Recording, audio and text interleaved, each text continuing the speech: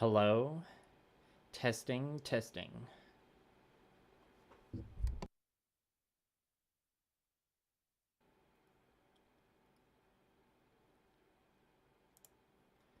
Hello?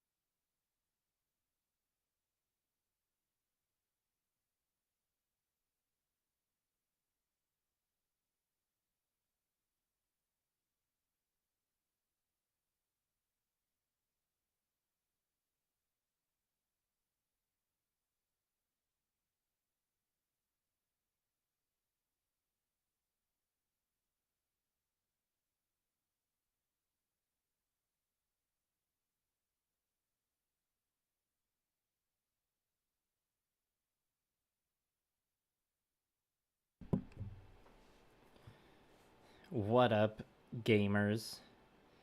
Or modelers, I should say.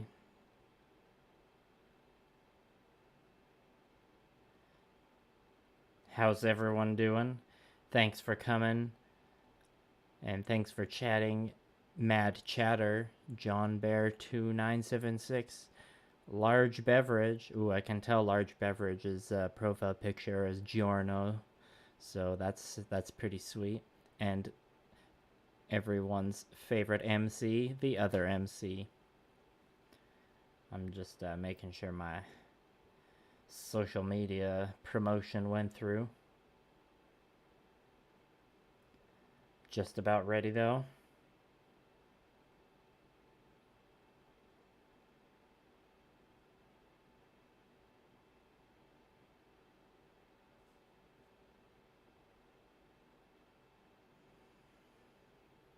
Alright. I somewhat reluctantly reinstalled Threads today. Okay. Let's lower this holding screen. There we go. My background lighting looks a bit like a dark void. I might turn on another light. Try a slightly different position this time. Before I put the palette on, actually, let's get our pieces. I've done a fair amount of base coating already, as you can see, and airbrushing. And yes, Mad Chatter was correct. First chat in the stream, guessed correctly. Good job. Okay, I'm gonna fiddle with that lamp behind me.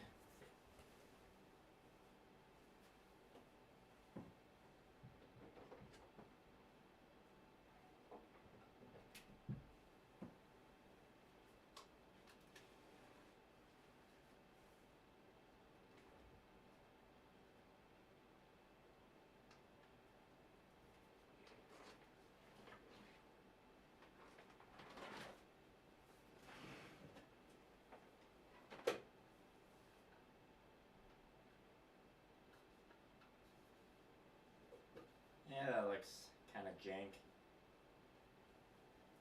Let's see what it looks like when I'm up here. Oh, I should move my laundry basket.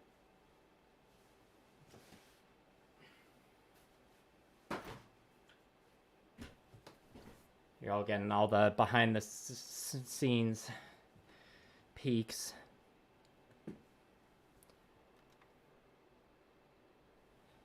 Alright, that's better.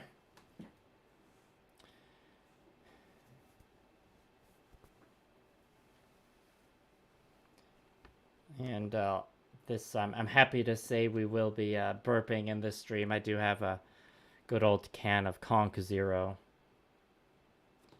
Last stream it was just coffee, so I think I only gave you one burp. Alright, cheers.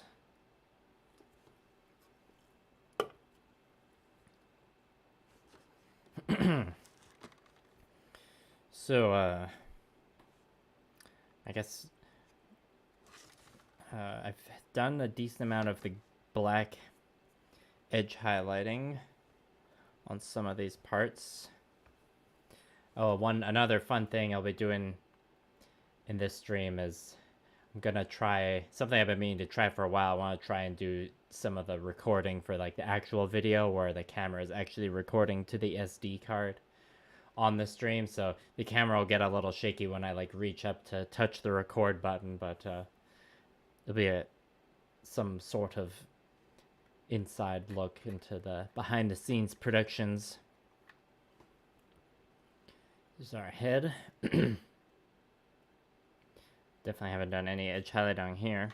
Here's the piece to show you. The blue paint, I'll talk about the blue paint I've been using in a bit, but it's been mixing, it's been a little interesting.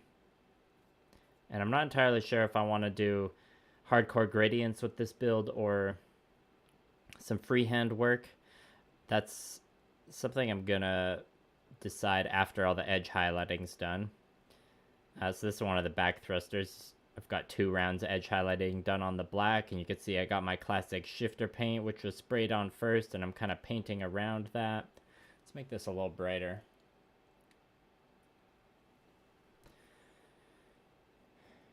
Yeah. Okay, so I think, and we can see we did use a different kind of shifter paint for the kind of head frills, you could call them, and dagger blades here. So that's gonna fit in like so. I'm not gonna push it in now. Whoops. Okay. Okay. This one. All right. So I think all these pieces. I have some blue left over on the palette. Okay. What I should do is get the recording portions done first. And I've got blue on the wet palette already, so I'll record some blue edge highlights first. And let's just do it on this arm piece here. And before I get to that, I'll just give you a couple quick looks at the leg pieces here.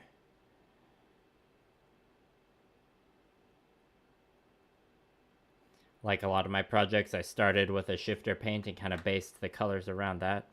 But also, another fun fact about this project is there's this Blue Parappa's model. I'm painting it for her birthday. It's also going to show up in like a YouTube video. But it's her birthday present, so shh, no one tell her. Oh, we'll need two pieces to demonstrate the blue highlighting, because we'll be doing 2 passes. And I believe the 2 passes of black were already done on this one. Let's compare it to another leg piece.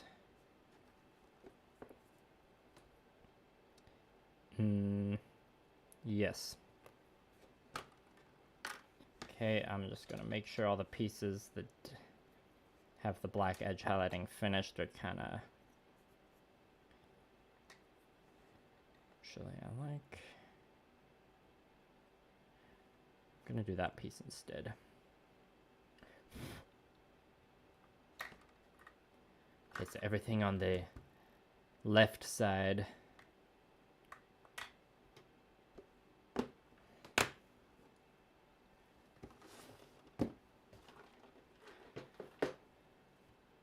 Hello, Elite Man. Yes, it's me, Morbius Model Mayhem. Yeah, I mean, this is only before I did a stream on earlier in the week, Monday or Tuesday, I can't quite remember, and before then there was like a long break between streams, but glad you enjoy my content.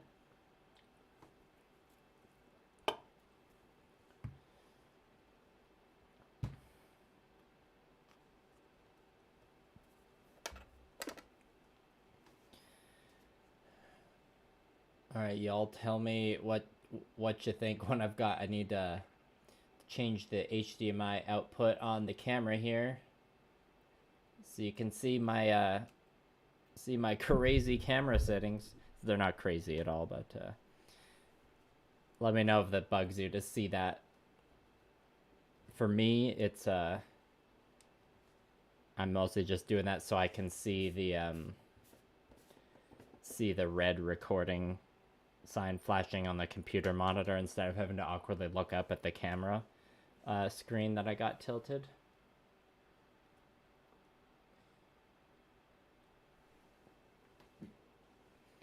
And we'll turn it, when I'm done recording the B-roll I need, we'll turn it back to just being blank, but you get a cool alternate stream overlay, sort of.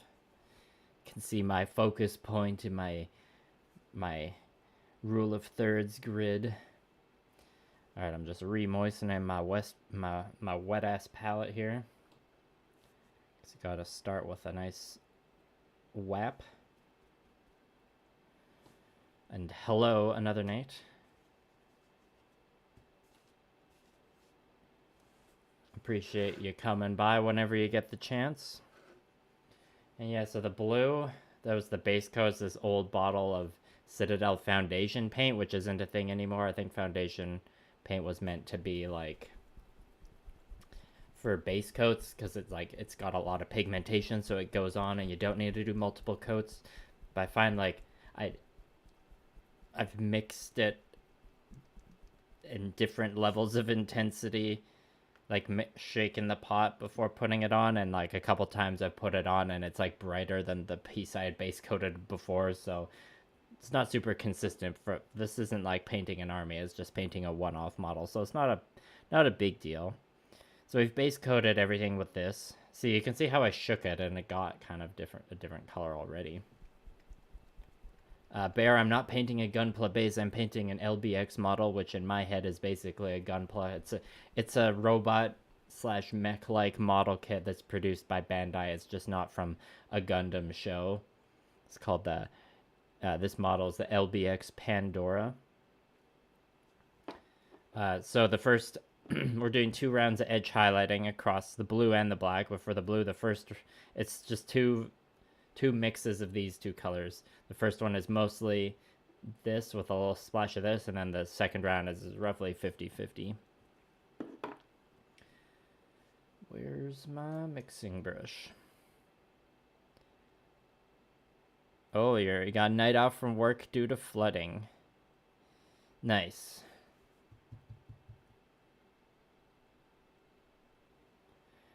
Alright, let's see what we're working with here from the leftover paint.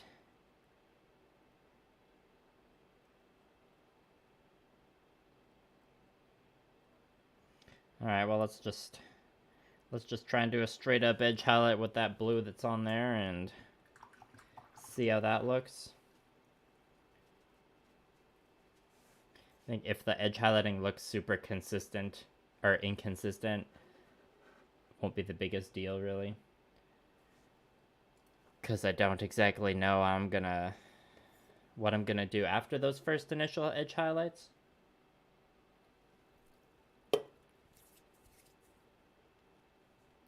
And after we are done doing the blue on these 2 pieces,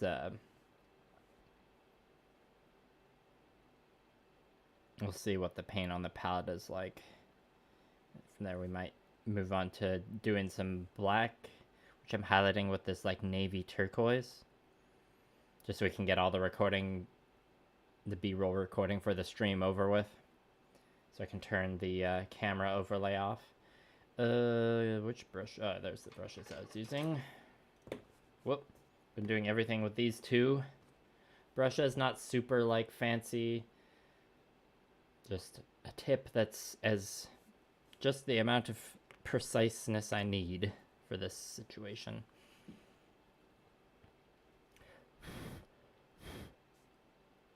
All right. Oh, let's press. Actually, no, I don't need to record the VOD of this stream because I'm recording B-roll on the literal camera. Yeah, another reason I'm using this like out of production foundation paint that I've just had for a while is because for one-off projects where I don't need to worry about repeating the color scheme later, I like to use up old janky paints sometimes. They can be fun to use. Okay, now I gotta record.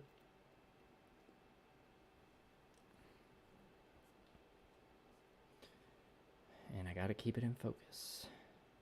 And I am edge highlighting the seam line on this because that's just the Model Mayhem way. What can I say?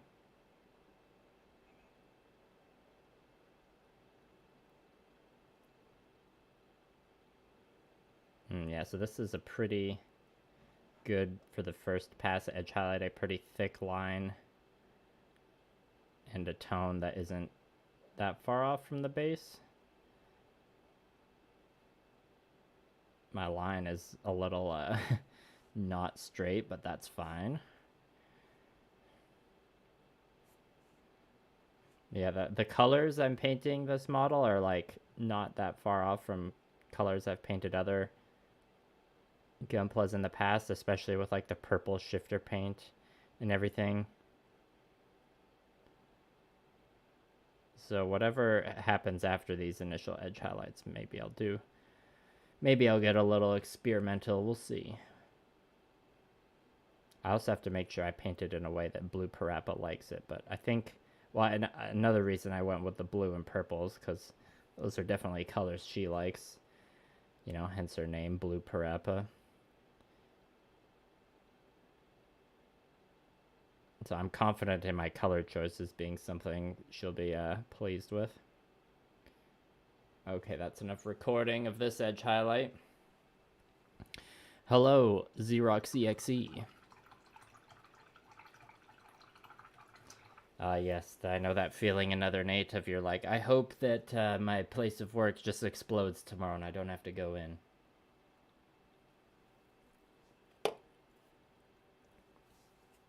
Thank you for the hype and the encouragement, Xerox.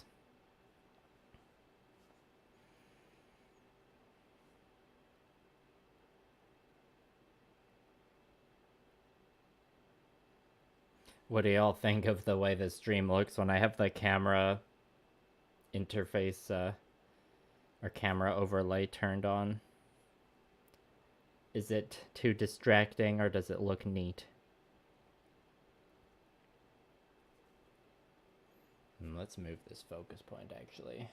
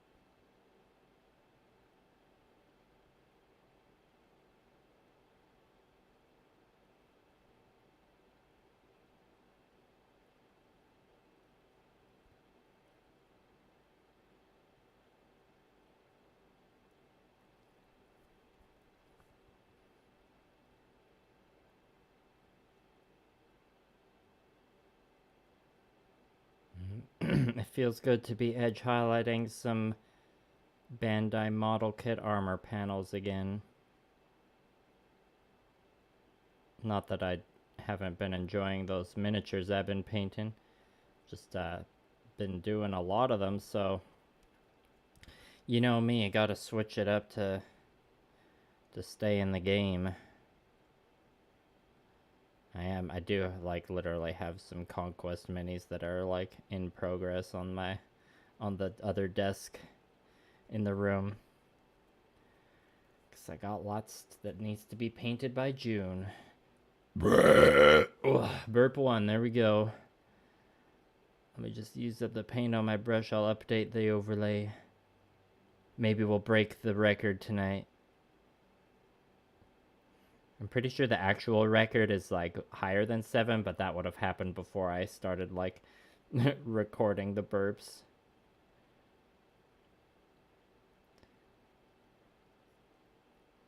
Okay, that blue is done.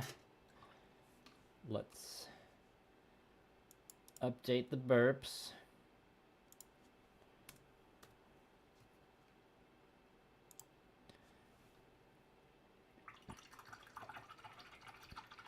Edge highlight. I do find edge highlighting very satisfying. I know not everyone does, which is fair. I don't find airbrushing that like satisfying a lot. I mean, sometimes I've had some satisfying airbrush sessions, but I've had way more frustrating airbrushing sessions than I have edge highlighting sessions. Or edging sessions, as they call them in the biz. It was hard to resist just making all the like thumbnail, title, description, and like social media posts for this stream just jokes about edging. There's gonna be more edge highlighting later, so like I'll have a chance to do that again if I want to. That, you know, not like I've done that for multiple projects before or anything. And it's not like that's a super original joke or anything either.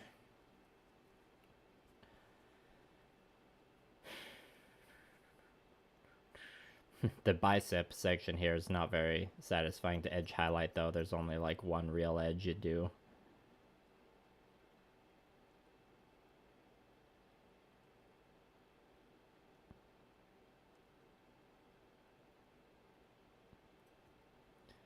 Has anyone else been listening to the Dune Part 2 soundtrack on repeat this week?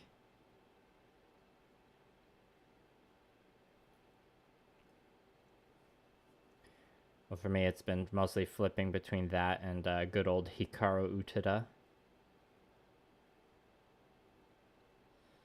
One of my favorite Japanese musicians.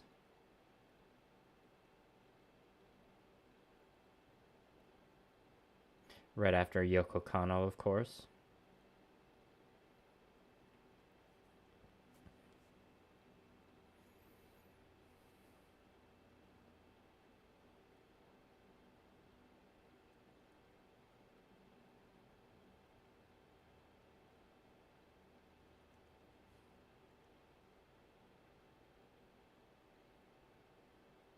The brush is probably loaded with a bit too much paint right now, but I'm committing.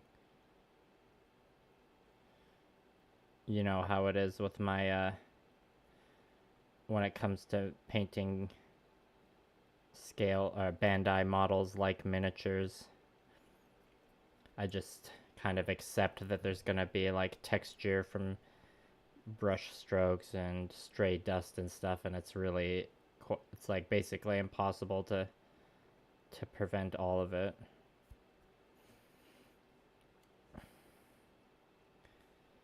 Can't really be too much of a perfectionist, because then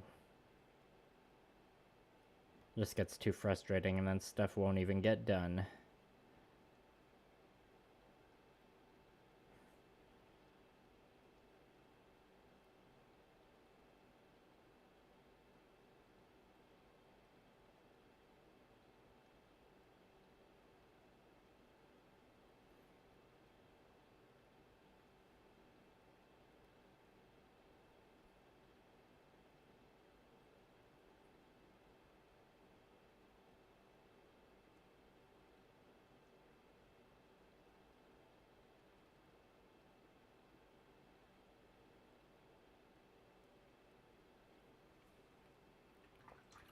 Hello, Emporio Games. Hatsune Miku. Yeah, okay, another Nate.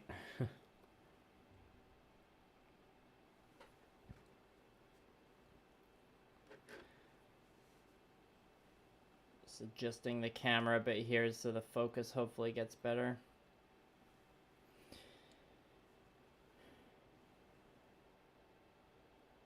Alright, looks like after this piece is done, we'll be out of paint on the palette, which should work out nicely, because then we can switch to the black edge highlight for a bit to get that recording done.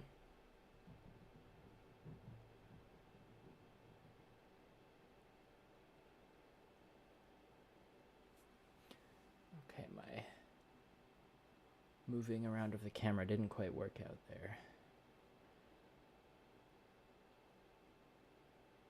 With this particular edge of the shoulder, you can do it easily by just kind of running the side of the brush along the edge like this, but for this first edge highlight pass, I do want it to like spill over a bit because it's meant to be like a bit of a thicker line. But like doing the next round of edge highlights on this section will be pretty easy just because of the shape. A lot of edge highlighting can be done with the side of the brush and not the point. So I'm worried this is the same palette I was using, or the same wet palette I was using for my base painting stream earlier. So I'm worried the paper's gonna is deteriorated too much and it's gonna tear like halfway through the project and get a bunch of paint into the sponge. Generally, I like it for the paper to last the entire project, because then at the end you have this cool like paper with a bunch of dried up paint mixed on it. It's like a little bonus companion to the project. Some of you have probably seen when I post projects photos before, I like usually grab a palette shot at the end. For a lot of my Gamma Wolves projects, the palettes have been little mini paintings in themselves at the end, with all the paint mixing and glazing that goes on. But I arguably let the palette paper, like I push it too far and it gets like too old by the end, especially with some of the longer projects. I've had to replace one sponge on my Army Painter wet palette that I think got a little moldy, but I haven't had any major problems with mold yet. I do like use various copper wire and like peroxide to prevent mold.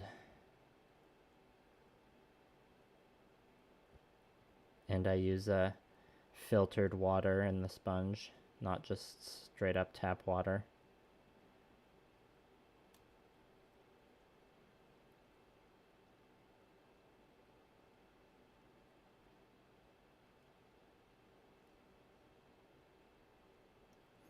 Yeah, I have been keeping these pieces in a sealed case when I'm not painting them, but there's still like dust particles that end up on them, which is always frustrating.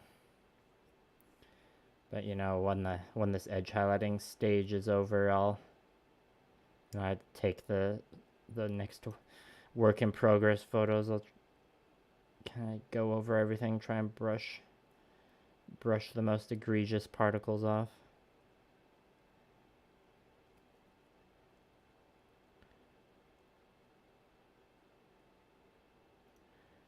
Okay, I think we got all the blue edges done there.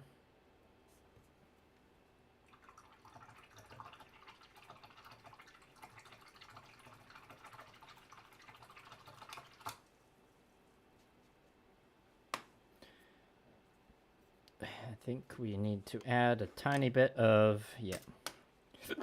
We got our good old Game Color Magic Blue.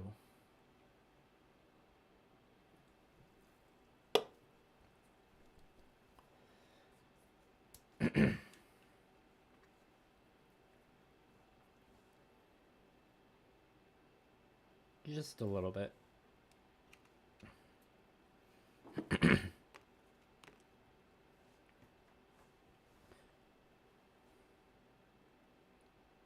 Now here's the painting content you really came for. It's the mixing, am I right?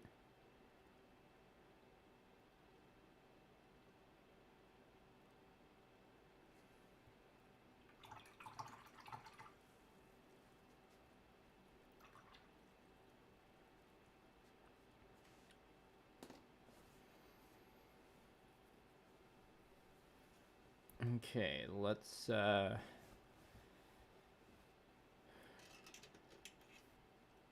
I'll do the forearm piece first, just to see if we got the mix right. And we're switching to the smaller brush now. What's this one? It's a Gadzooks Gaming Finisher brush is what it's called. I'm not using it for finishing purposes.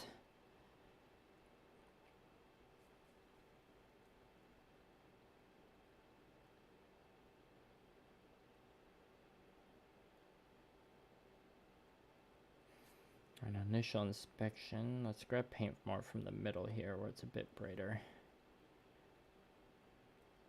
Come on, camera. There you go.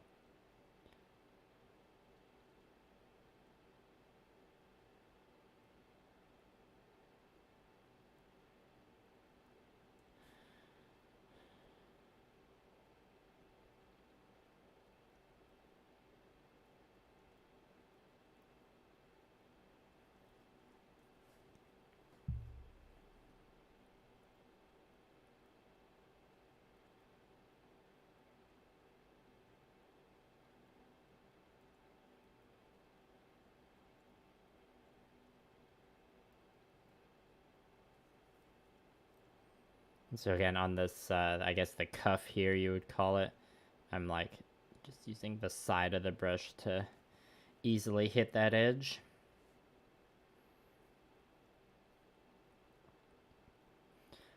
But of course, moving on to this part here, it's using the actual tip. I guess when I say using the side of the brush, I've been missing out on a pun the whole time. What I should be saying is you edge highlight the edges with the edge of the brush. Oh, we're falling off the skewer.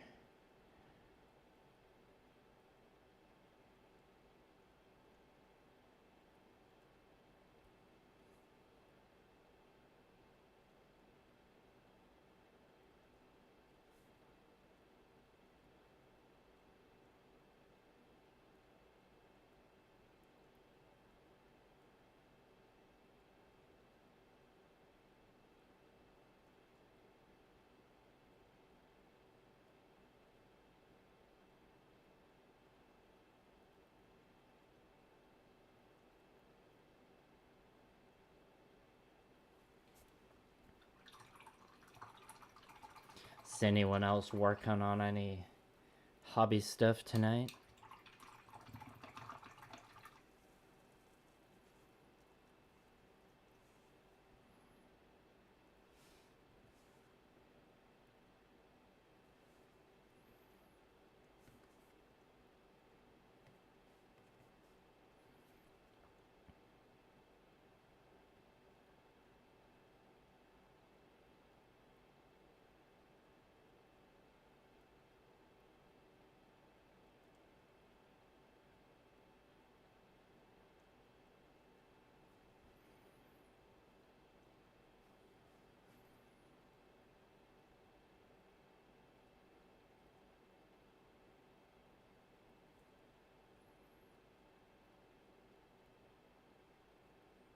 I'm seeing the cuff part that I was talking about, edge highlighting with the side of the brush earlier. I'm doing the same thing I was doing on the shoulder piece, where I am just thickening it a little bit, because this is the first line, so it needs to be a bit thicker.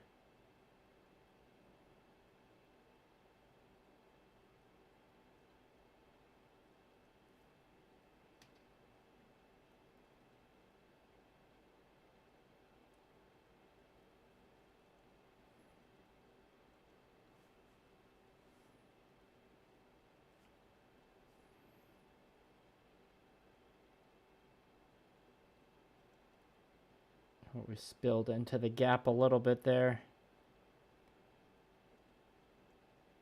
It's fine, we can fix that later if it's super noticeable. It might not even be that noticeable though.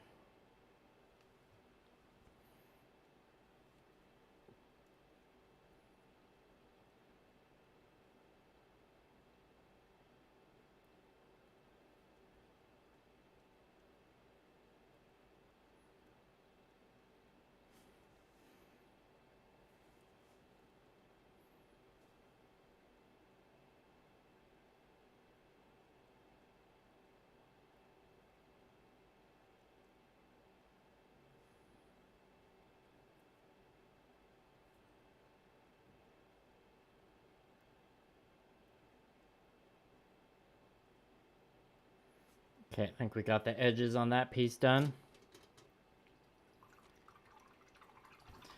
You're sealing some seam lines before you try and paint a legao. I don't know that one. Ah, yes. Rest in peace, Toriyama sensei. It's gonna be a sad weekend for all the otakus out there.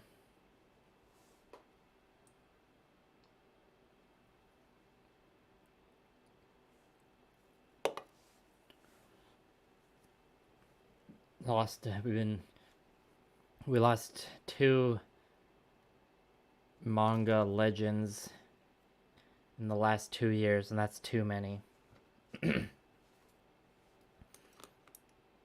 was more impacted by Kentaro Miura's passing, but Toriyama is obviously a huge deal. A bigger deal, you could say. And yeah, gone too soon. Okay. Now we are going to record a bit of the edge highlighting on this. I'm just going to paint the boring bicep edge first, though. Get that over with.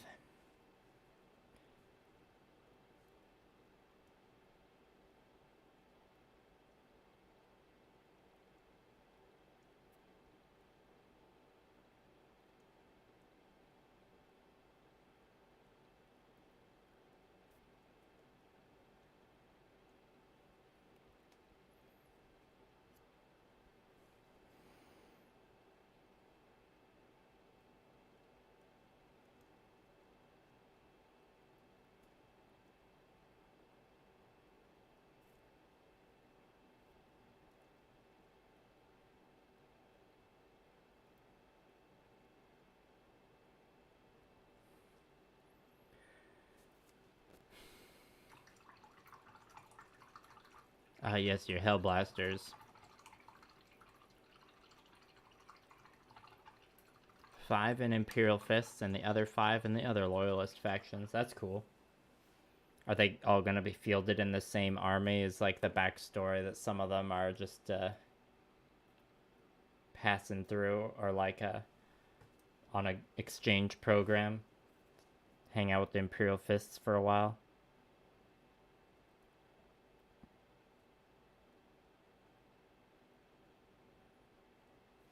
Okay, we are recording.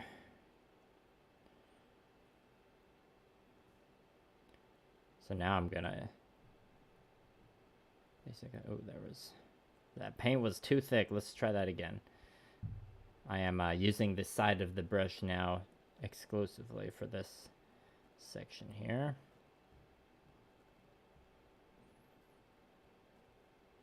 Sorry, you might have heard some weird mic noises as the paintbrush touched the mic there.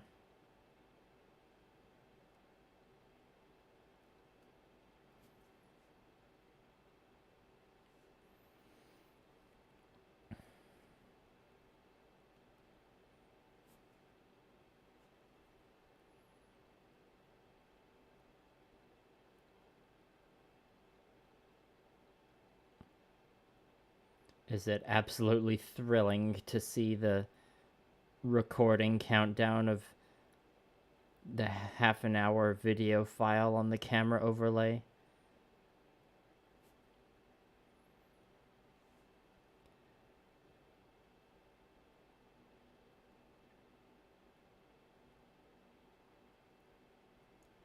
Oh, I might need to take my cardigan off. This edge highlighting's getting me a little sweaty.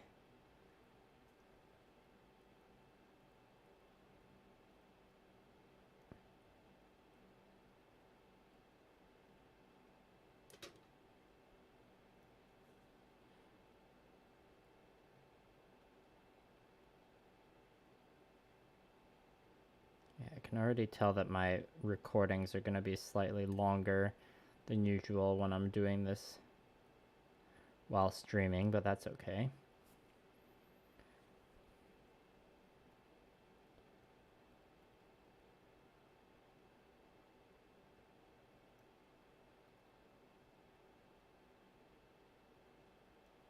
The only downside to having too much footage is just the using up the storage space.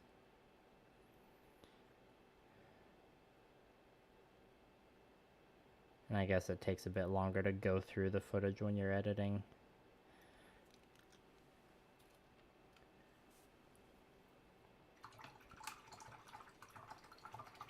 Hell yeah, it's the countdown. Again, I appreciate the hype, Xerox. Burp 2.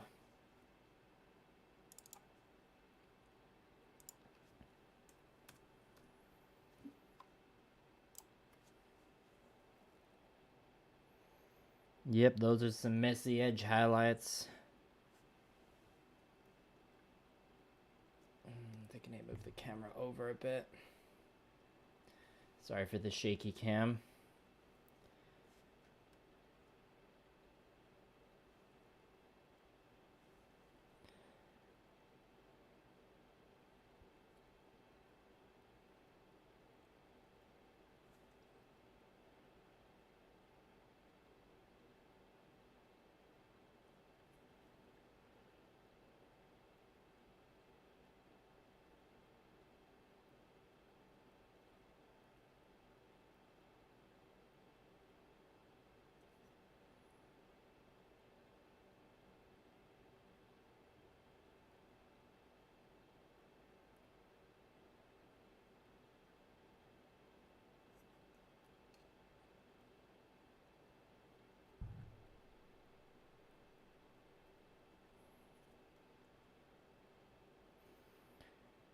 Alright, let's call the blue on these arm pieces done.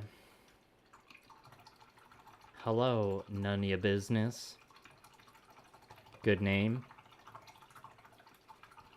40K style painting. It's not 40K style, it's... I mean, saying Model Mayhem style sounds a bit too pretentious. I can't claim these techniques are being original to me. It is very popular, or like traditional Games Workshop style, I guess. It's a hybrid style. I'm reacting that way mostly with sarcasm, because I don't engage too much with 40K stuff. I have done, like, I've played a decent amount of Kill Team and, you know, played various 40K video games. Favorites being Darktide and Battlefleet Gothic 2. Okay. So the for the black that we're going to work on next to get the rest of the recording done that we need to.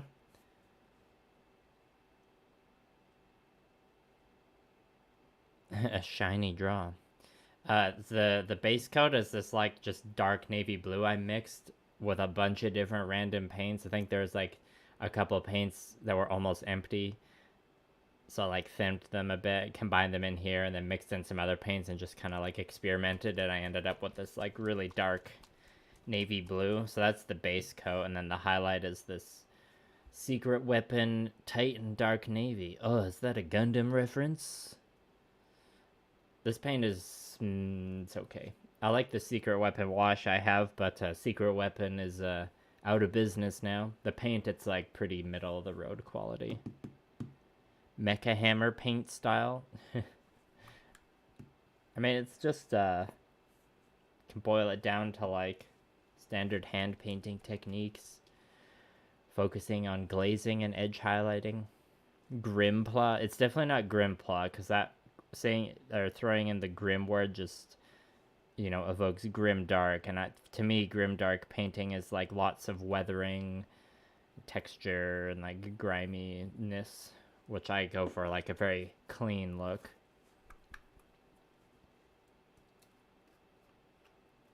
So the first round of edge highlights for this part is roughly a 50-50 mix. I probably mixed too much paint on the palette there, but it is what it is. Let's use the other brush. So we'll just give this a little mix, and then we'll select some pieces to be painted.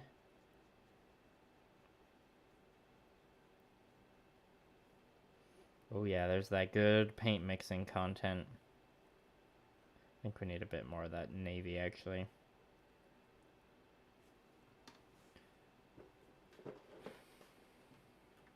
Gunpla is a good, like, pun, though. I do like that.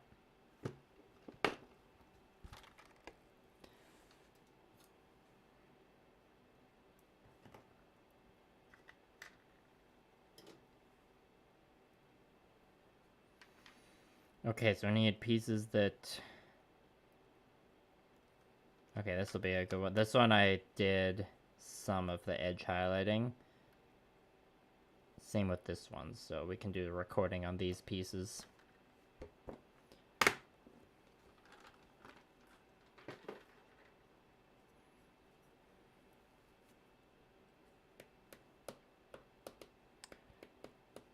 Let's do the first round recording on the leg. Well, y'all know I am a fan of mechs with high heels, so obviously this was a kit I was drawn to paint. Just look at those heels. Gorgeous. And it's just, look, all the, like, panels on this kit are just begging to be, like, edge highlighted.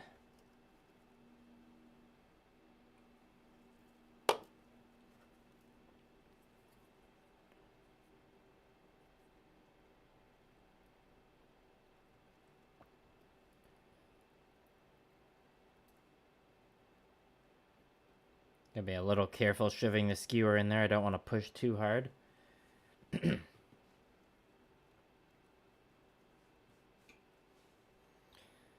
Okay. Well, before we record anything, I'll just work on... Yeah, I did this, like, side section here and part of the heel earlier. Or, like, the other day. So, let's just paint a quick line on the rest of the heel. Also, let's make this a little brighter. So that's gonna make video editing a little... Have to deal with those inconsistencies later, but it's alright.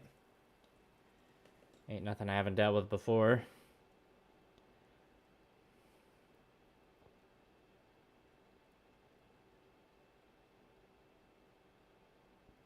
And when this dries, it's like barely gonna look different from the base color, but you want it to be like the first line. You want it to be not a huge jump in color, and you want it to be a bit thicker.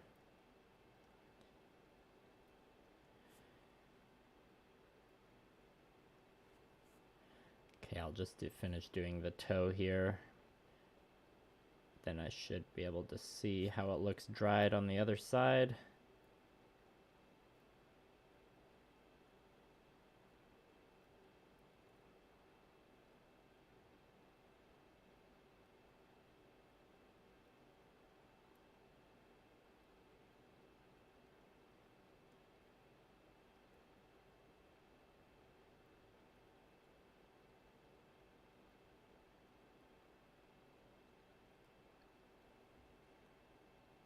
Alright, that looks appropriate. Looks like the appropriate tone. Hello, Cyber Scorpio 94. Good to see you. Welcome back.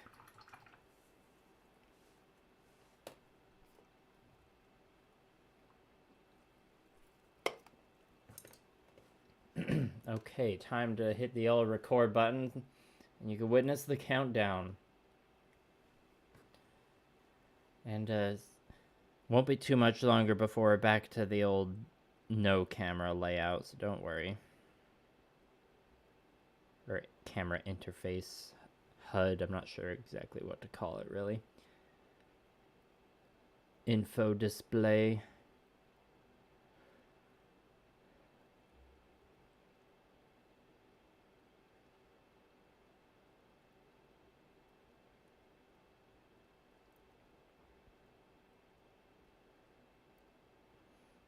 And yeah, it's pretty hard to even tell that I'm not painting on anything other than the same color, but it is slightly brighter. And it's the black armor, so I like the edge highlight to be a bit more subtle. But there'll probably be like 4 rounds of edge highlighting on the black total. So by the end, it should look pretty nice. Burp 3. Gotta remember to log that after this here recording. I don't know if I'm gonna beat the record of 7 burps tonight, though, people. Let's temper our expectations.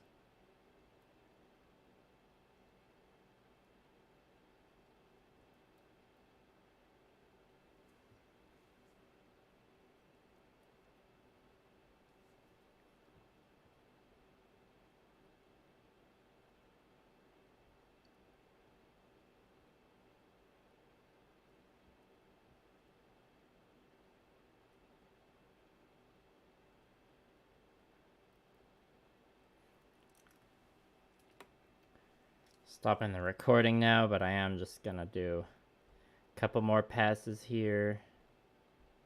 Or like 1 more pass, I'll say.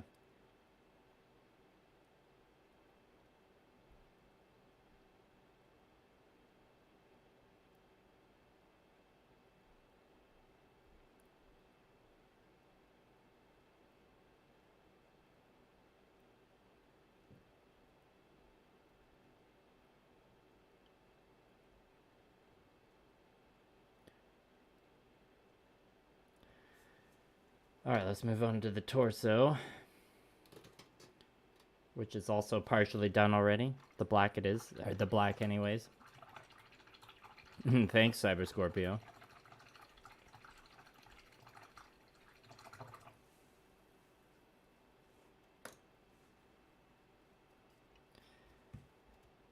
Yeah, the LBX property in general has gone through some changes over the years, and Blue Parappa discovered it originally, so she's the one that's bought all the model kits.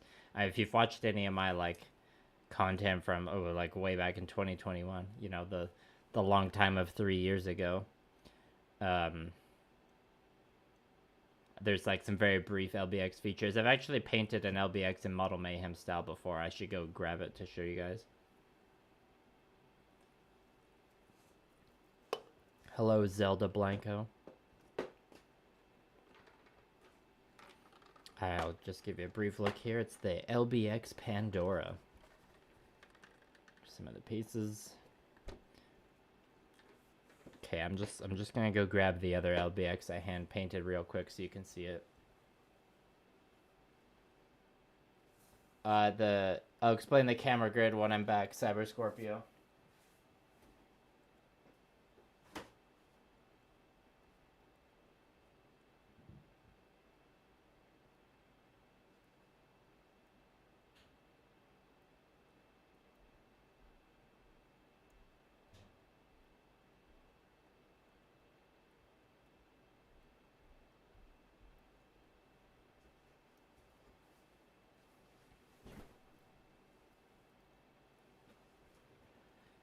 I don't know whether the one I'm painting now is going to get the gradient treatment like this one, but I had a fun time painting this one. This one, the sword actually came from the Goof custom from the 8th MS team. This LBX model originally has a sniper rifle, and that sniper rifle is actually used on my kit bash with the Gundam Astaroth. So that's a fun little fact there, but yeah, I had a lot of fun painting this. I did this one on stream, I think 3 years ago. I really like the head sculpt on this. And yeah, the camera grid, that's just because I'm recording the actual B-roll for the video, like actually recording to the SD card in the camera. And so I just have the overlay turned on so I can see it in my computer monitor, so I can like actually make sure it's recording and all that. Once I'm done recording the B-roll for these black edge highlights, though, I'll be turning it off and we'll be back to normal. I'll need to turn it on to record again if I make it to the white edge highlights, but I don't think we'll make it there this stream. Thanks for appreciating my gradients, Zelda. Okay, so here, I did this back part already. Did I do all the... edge highlighting on there? It looks like I did. It was just that back part. Looks like just that part. Okay.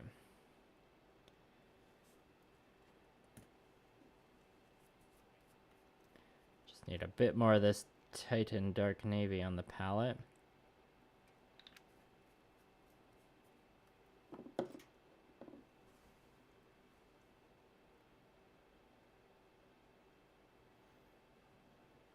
Want it to just be just a bit lighter for the torso. Thanks, none your business. I think I used an old pot of Citadel color as the main turquoise on that. And yeah, I was the more I think back to that kit, the more I'm like, I kind of see it as an underappreciated one, personally. Or maybe it's because I like originally kind of painted it on a whim. It was like a practice, like stream only project. But in hindsight, like it deserved its own video. I'm sure I've got, or I'll definitely be bringing it up in the next video. You know, if I'm painting this LBX here, it's worth bringing up the first LBX I painted because, you know, more people need to know about LBX. Although I will say, and Blue Parappa would say this too, the LBX kits are all like very flimsy. Like the quality of the and I'll say all this in the context of like the price of LBX kits is fair. It's good value for what you pay for the most part. And some LBX kits are like flimsier than others, but a lot of them it's been like you sneeze at them and pieces will fall off.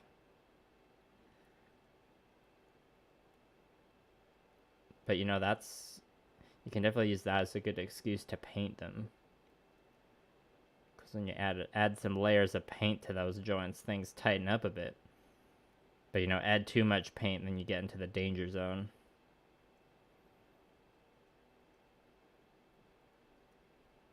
Yeah, we think the LBX line is pretty underrated in general, though. At least the LBX series, the original series. It sounds like the later versions of the show, they kind of went the waifu route, and instead of like robot friends, it was more like gotcha girls. Don't quote me on that though. I haven't studied the wiki or anything, or watched the show. And there's some pretty cool LBX customs I've seen on Twitter too. I wish I had some that I could remember off the top of my head to shout out. I'm pretty sure there's like one Japanese Twitter account I follow that mostly does LBX customs. Or at least that's what it looked like they did when I first followed them. Right when I like posted pics of the Fenrir I hand painted back in, I think that was 2021. Yeah, I think it was fall 2021 when I posted that to Twitter. Me and a bunch of accounts, or a handful of accounts that were like LBX focused, all followed each other in LBX solidarity.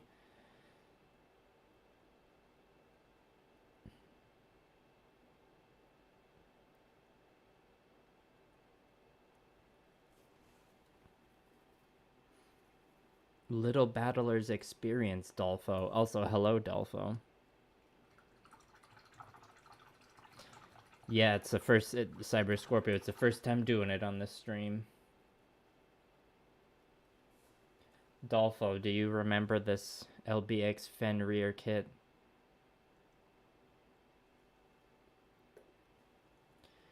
Okay, what still needs to be edged, I think. Okay, everything's gotten its initial edge highlight now. So the next or the second round of edge highlights, we just use the pure navy color. And we'll switch into our smaller brush. Burp. Burp. Oh, I definitely, that's burp 4. I forgot to update it earlier. Because I burped when I was recording B-roll.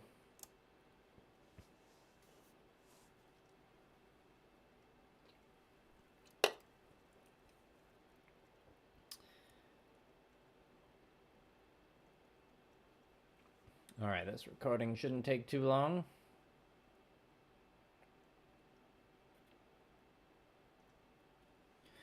Zelda, all the colors you're looking at right now have been painted on. The original, like, main color of this kit is red. It's, like, mostly red with some white and a decent amount of stickers, which I, of course, removed. Okay, the countdown has begun. Let's get some crispy edges on this.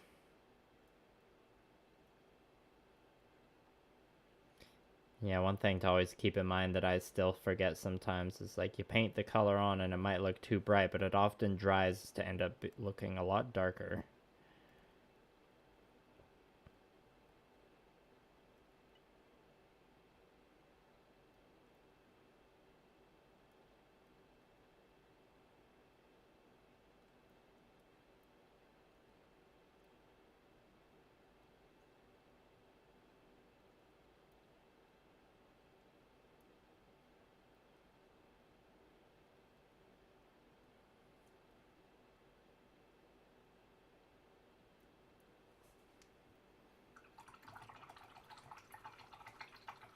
Oh yeah, I didn't even mention that there are LBX games. Yeah, Blue Prepper bought. We found, like, at one of the game stores here, they had one of the DS games used for sale, so she bought it. But I don't think she's actually played it yet. But we saw it and we're like, oh well, we definitely have to at least get that. It's a used game. It's affordable. Don't know if we'll ever run into one of those in the wild again, unless we were, like, in Japan.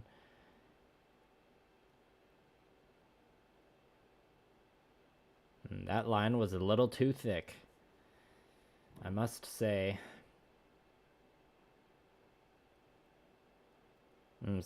Same with that one. Oh well.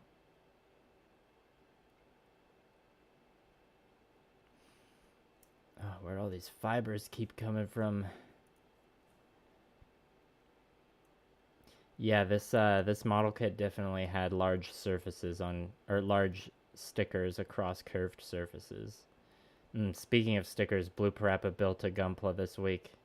She'd been sitting on for a while. It was the entry grade strike, but it was a expensive imported kit we got from a local store because it's the 7-Eleven edition of the entry grade strike, and that had some pretty rough stickers, but they were worth it because they were like 7-Eleven branding stickers. So okay, I just need to do a tiny bit more recording here.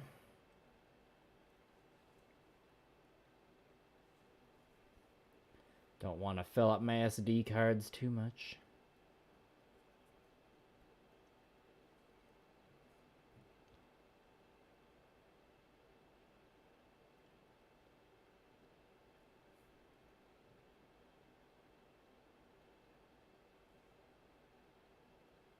Looks like there might be a bit of a paint tear on the corner here.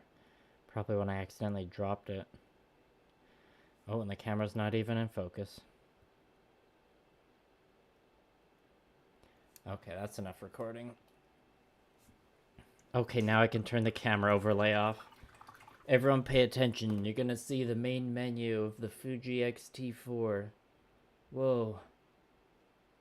Okay, it's gone now. There, now back to the good old, less distracting camera layout.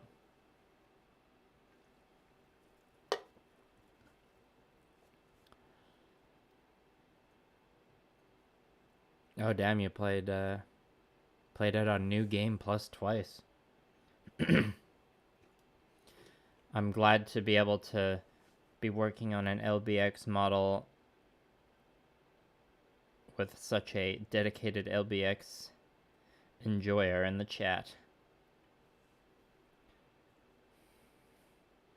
Of course, now I can't see where the focus point is exactly when I look at the monitor, but usually that isn't a huge issue.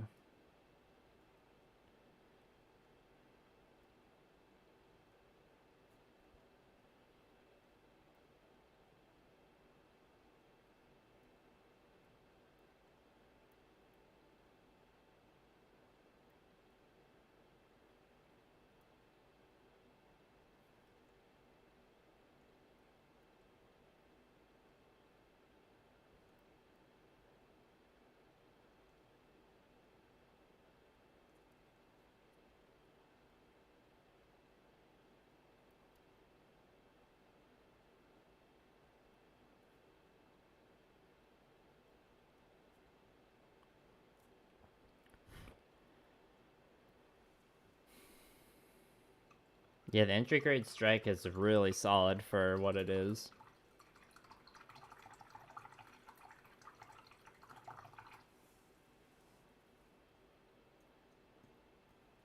LBX also reminds me a lot of Metabots. Did anyone watch that show? Or have any of those toys? That one, there are model kits, but I think they're Kotobukiya. Which is a bit... It's too bad because, you know, Bandai could definitely go hard on Metabots kits. Metabots kits might have been my first experience as a kid of, like, a robot slash, you know, mecha type or mecha-like property where, like, there's, like, kit bashing is one of the main aspects of the show. Like, I remember the Metabots toys or, like, games. There was always stuff about, like, swapping components between the different robots. That's where it all started, probably. I mean, it arguably all started with, like, Lego slash Bionicle. Am I right?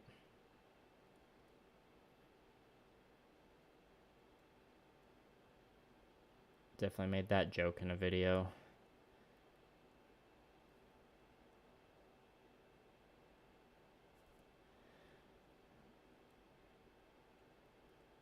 And that was one of my better landing jokes because I've gotten a handful of comments on that video of people being like, oh, Bionicle reference. And I'm like, yes, I have summoned the Bionicle enjoyers, all according to Keikaku. Okay, I think we got the black edge highlighting done there. Oh yeah, Zoids, that was a good one too. I definitely built one Zoids. I don't remember at the time, like I was definitely a kid, but I don't remember like if it was like a kid-oriented model kit or not. But I remember building a motorized Zoid toy with a friend, and it was pretty fun. Of course, I didn't have access to cable TV as a kid, so I wasn't really able to watch any of these shows. And I remember I had to go to a friend's house to like play the online Metabots game because I was like a Macintosh household, so of course they couldn't, like a lot of the browser games just couldn't play. And also my internet wasn't great, but I'm making it sound like I grew up like a Luddite, but I didn't. I did grow up in a Macintosh household though, which has plenty of limitations on the games you can enjoy. It's probably one of the main reasons, other than like maybe because some specific friends wanted me to play games with them, but like I played a lot of Blizzard games because in the 2000s the Blizzard like PC box games would actually like work on Mac or PC, and for like computer games that was pretty rare. Usually I played Halo Combat Evolved and Age of Empires 3 a lot on Mac when I was like a tween and teen.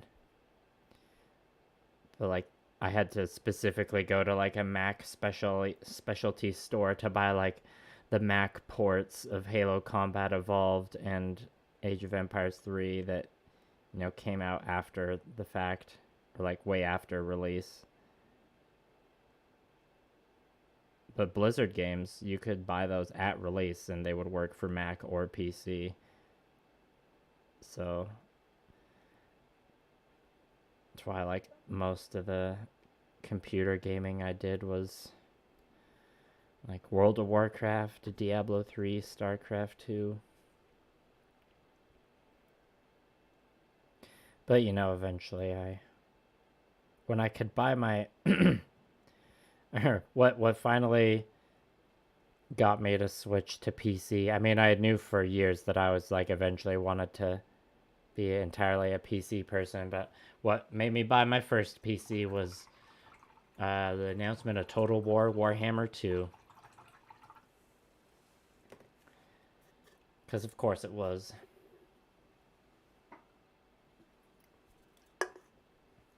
Also, my paint water kind of looks like the water of life from Dune, am I right? Maybe I should drink it. I can see the future. Excuse me. I should have coughed away from the mic there. Yeah, I triggered someone by bringing up Bionicle. There we go. Yeah, I've worked with Kotobukiya stuff a little bit. It's not too bad. It's just like when you go from Bandai to Kotobukiya, you're like, oh, I guess I'm spoiled.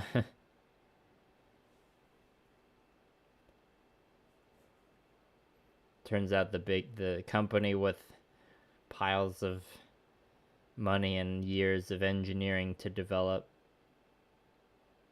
can produce model kits that are a bit more of a easier time to put together.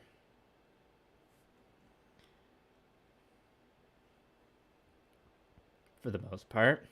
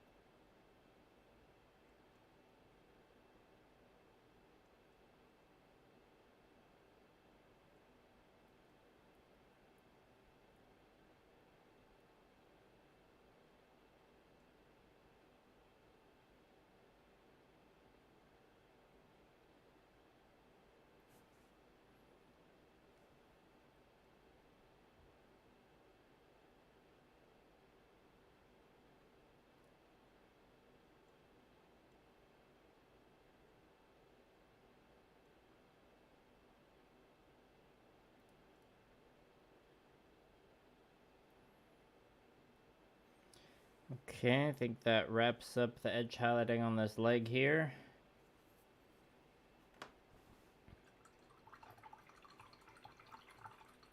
Oh, 70-30 between Kotobukiya and Bandai. Interesting. What's the best Kotobukiya kit you've worked on? Or the one you've enjoyed the most, I should say. Oh, I see a hair on my wet palette. That's no good. Got it.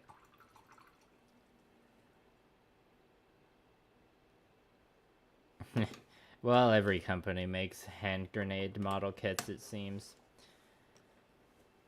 Okay, we got lots of the black highlights on the palette, so let's aim to just finish up the black edge highlights across all the pieces now. There shouldn't be too many left.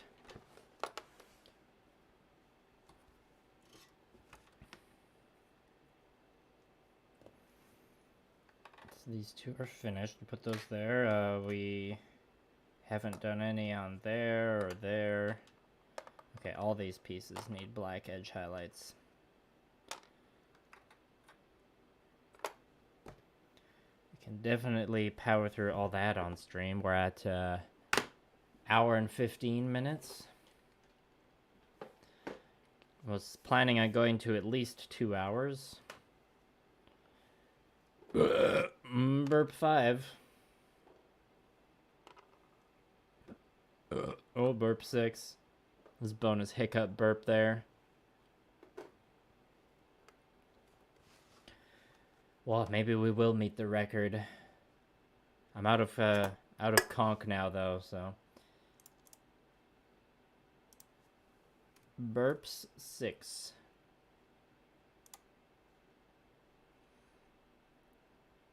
Ah, 0 from Mega Man X. Yeah, that would be sounds like a fun kit. 0 is of course the more interesting Mega Man character. I don't. I'm just talking shit. I played some Mega Man games, but only a bit. I don't have like a strong emotional attachment to the Mega Man franchise or anything. And yeah, these pieces are, I've been like sticking the peg into this hole to mount them, but it's not the most elegant solution, but it works.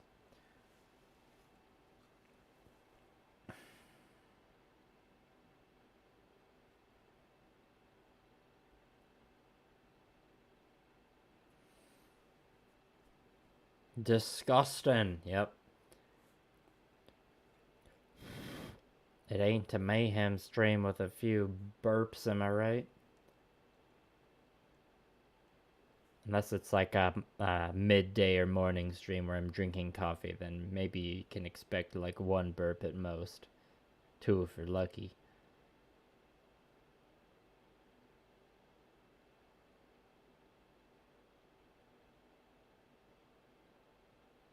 And so again, this is an edge that I could paint entirely with the side or edge of the brush, but it's with this first passive edge highlight, the tone is so close to the original dark navy that I want it to be thicker, because the lines that go over top of it will be thinner, of course.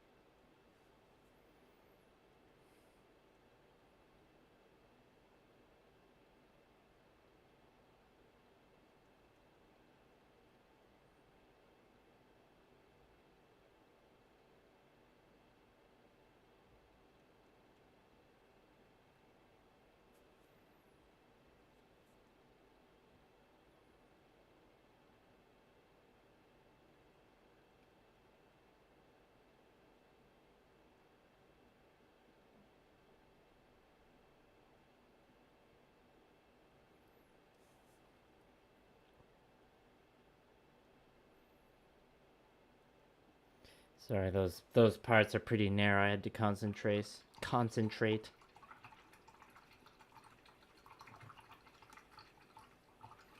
Your master grade full armor Thunderbolt was a pain to move. Oh yeah, the master grade Thunderbolt kits, those look they look really cool, but I've heard that they're pretty delicate. Ah, nice. Good old Johnny Young Bosch. Yeah, I knew Zero had a sword. I didn't remember the part about him previously being evil. I like swords, so that explains why I enjoy Zero more.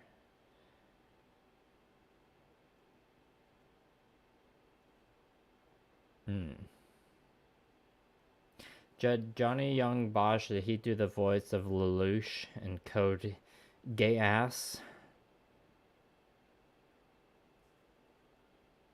And was he also in Full Metal Alchemist? I can't remember. Those are two shows I watched a long time ago.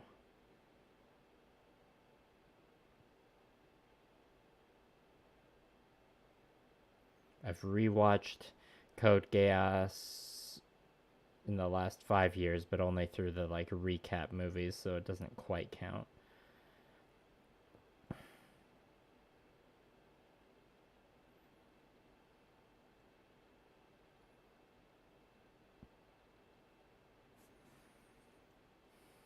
Pretty wild anime, but has a lot of fun moments. The mech designs get like they start off like fun but a little janky, but then I mean they're still janky by the end of the show, but I enjoyed the mech designs a lot in the second season of Code Geass.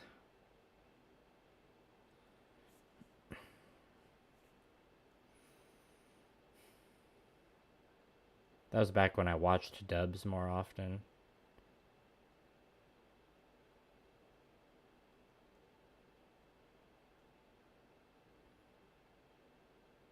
Then I became more of a pretentious weeb. And I also was studying Japanese for a while, so I was like, sub only, please. Although it's ironic I say that because if you're trying to study Japanese, ideally you don't want any sub, but that's neither here nor there. I haven't kept up with my Japanese studies since, I mean, I was pretty good about it for the first couple years after university, but not so much these days.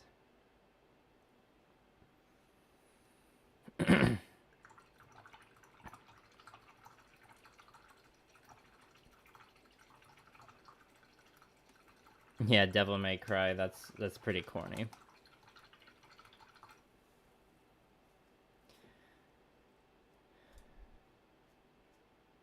Oh, he did do Lelouch.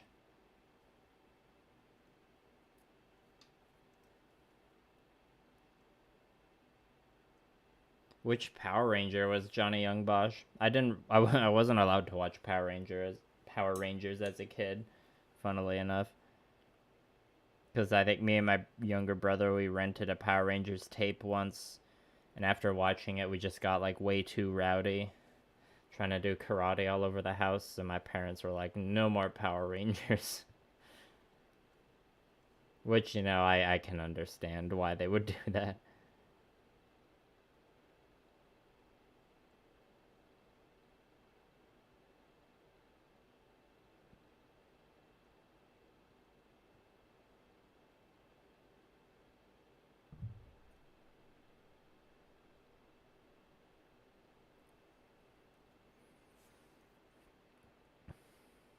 Oh, wrong color. Ah, gotcha. Are the Devil May Cry games meant to be, like, challenging? I know that it's all, like, they're the games that are, it's, like, about chaining a bunch of, like, really anime as fuck attacks together. But, like, is it, like... Oh, I mean, I know the gameplay isn't like Dark Souls, but is it like Dark Souls in the sense that you have to, like, really practice and get good at it? And, like, replay fights a lot?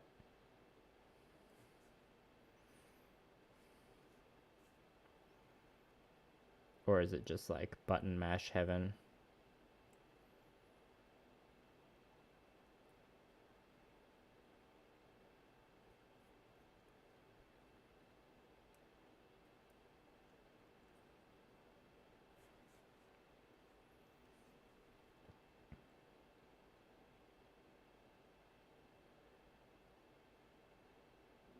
You can tell that I play a lot of turn-based games.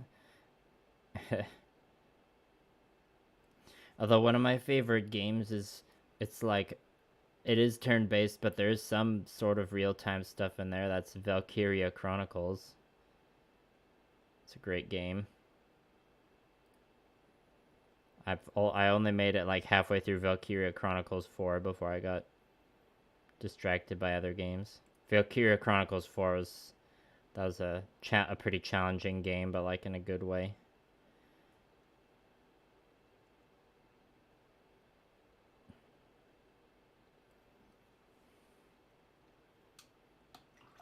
The Master Grade 7 sword.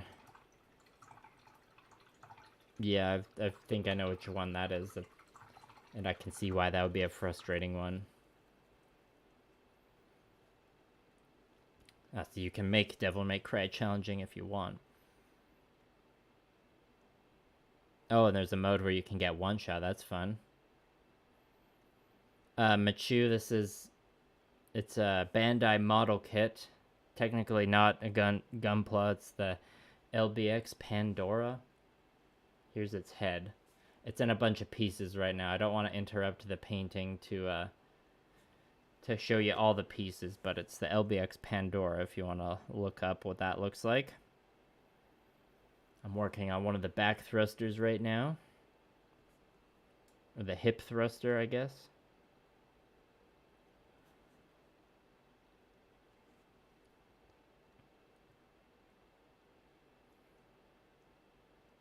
Oh, the difficulty comes from getting those high scores, I see.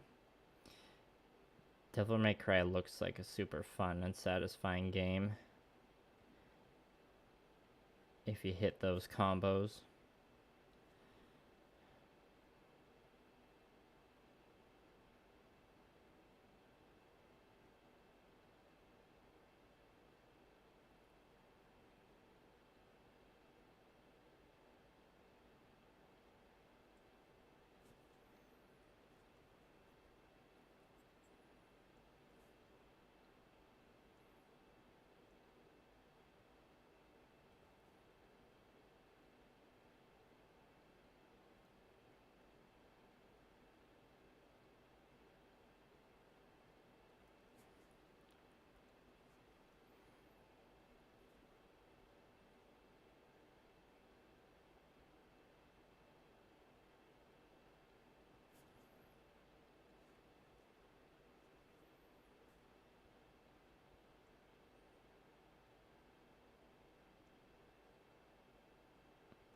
I guess I'm selling myself a bit short, saying I only play turn-based games, because some of the games I've put the most hours into are Total War games, and those are like also a hybrid between real-time and turn-based. They've got more real-time in them than Valkyria Chronicles, actually.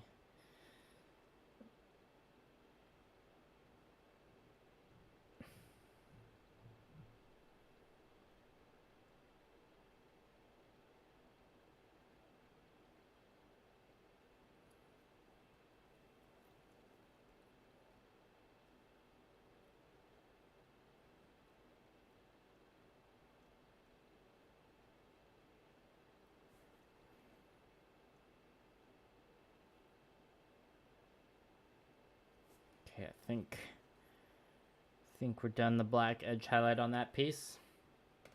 I have not played Armored Core 6.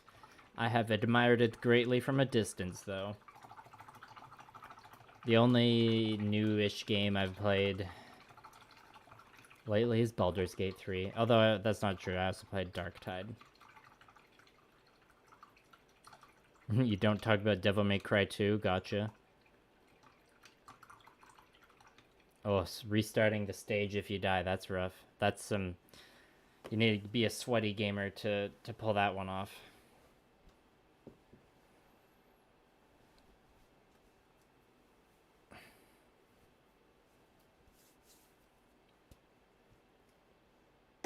Alright, let's work on this thigh.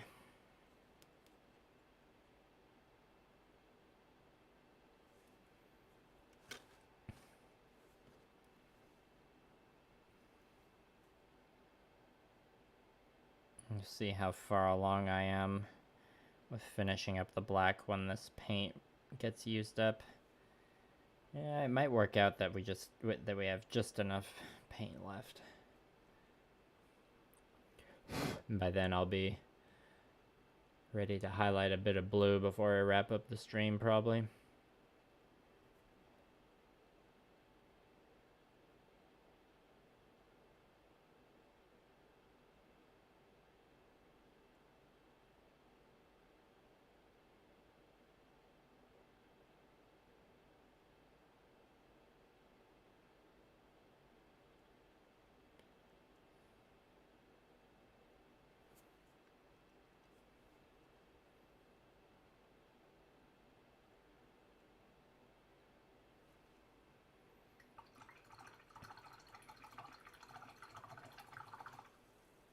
Warframe, yeah, I haven't played that one, but that one has a good aesthetic.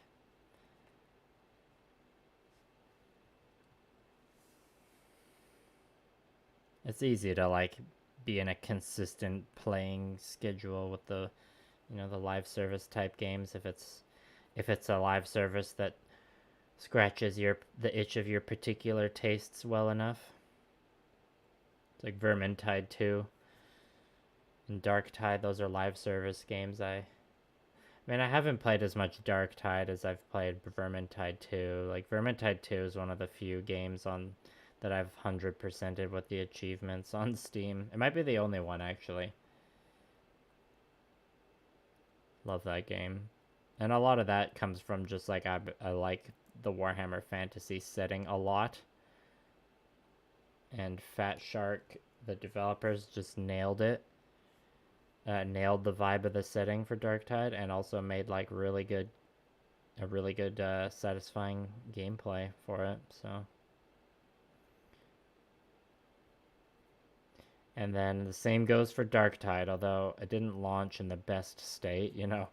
Take a shot for every time a anticipated game launches in an unfinished state in 2023. But it's patched now and is good actually.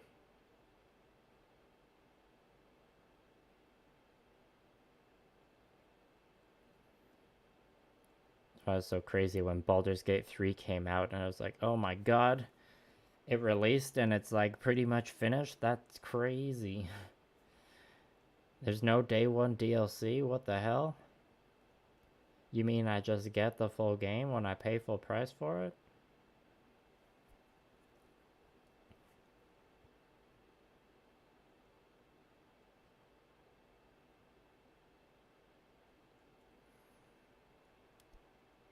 Hello, Mechley props.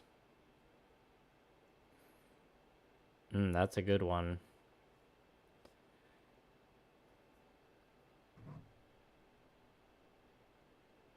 I wish it's gonna be a few weeks before the video comes out, but my next video is about picking colors for your models.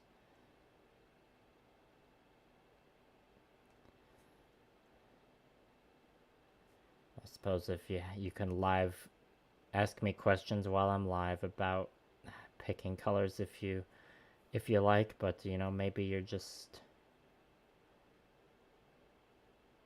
confident and figuring it all out on your own, which I respect.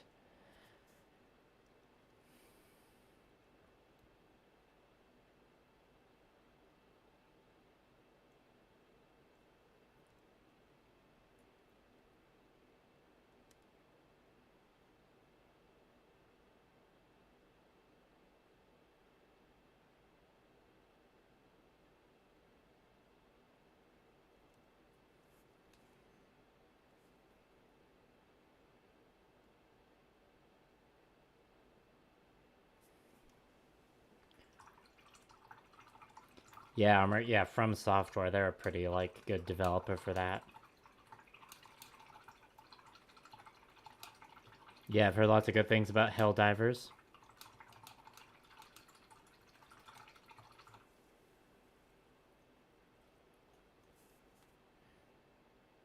Yeah, I think what's holding back Darktide now is the mission variety isn't as good as Vermintide 2 at the current state.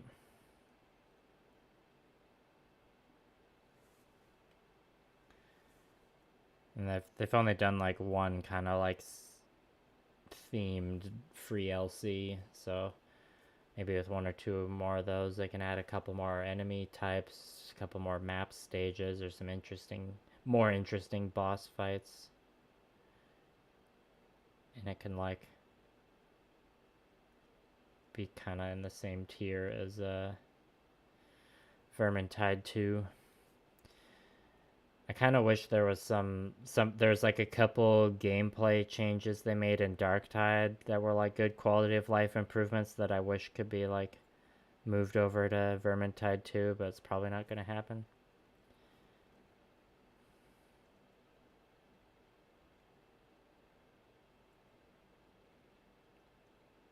tried to play, when I did try to, I played Vermintide 2 before I played the first Vermintide, and then when I did go back and try and play the first Vermintide, there was like, the way the like parry counter attack works is just a lot clunkier, and I couldn't handle it.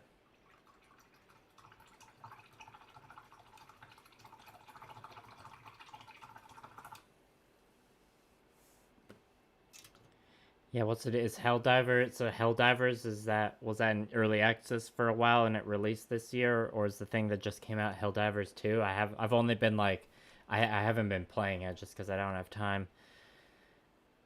And yeah, I was seeing some stuff that was confusing me. I'm like, is it Helldivers 2 that released, or did Helldivers release and they're already releasing Helldivers 2?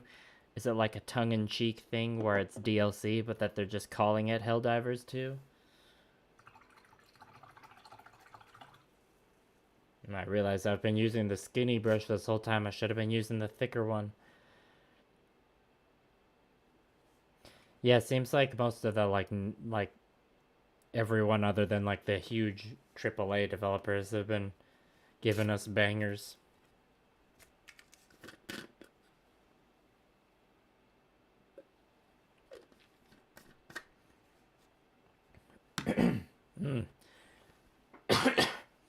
Hello, large beverage.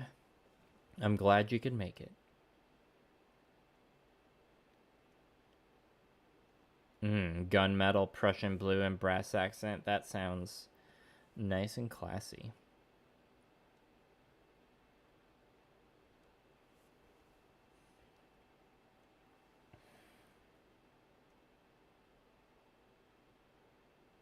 What's Steel Path, Cyber Scorpio?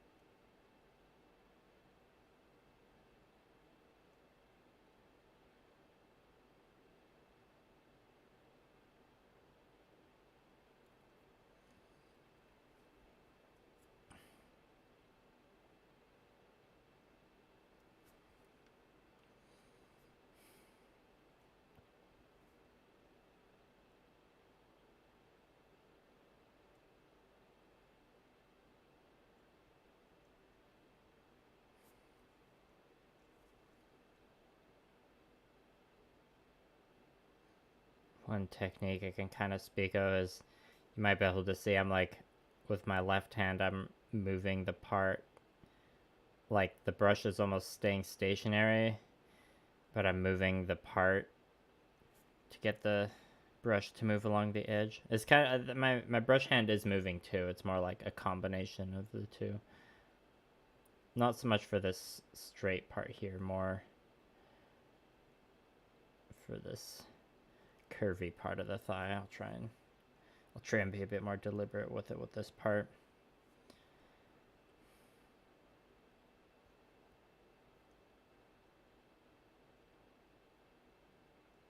And yeah, the brush I'm working with does have a curved tip, but I don't know, I'm usually using crappy brushes with curved tips, so I'm kind of used to working with them. You know, a curved tip still has a tip. It's only for like the sharpest of edge highlights that you might not want to use it. But you know, sometimes a curved tip is all you got.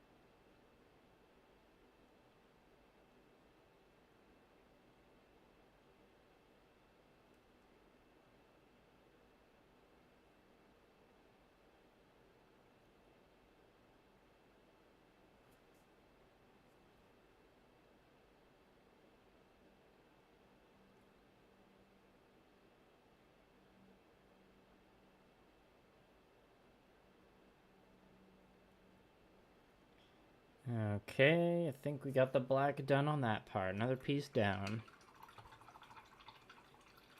Oh, Helldivers 1 came out a couple years ago. I see. Oh, okay. I think I've seen the first Helldivers when you say top down.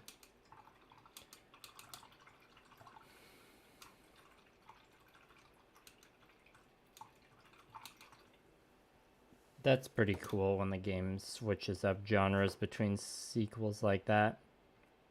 Maybe not genres, not the right word. Playstyle's the right word. Okay, I'm just gonna have a quick stretch. My back's feeling it.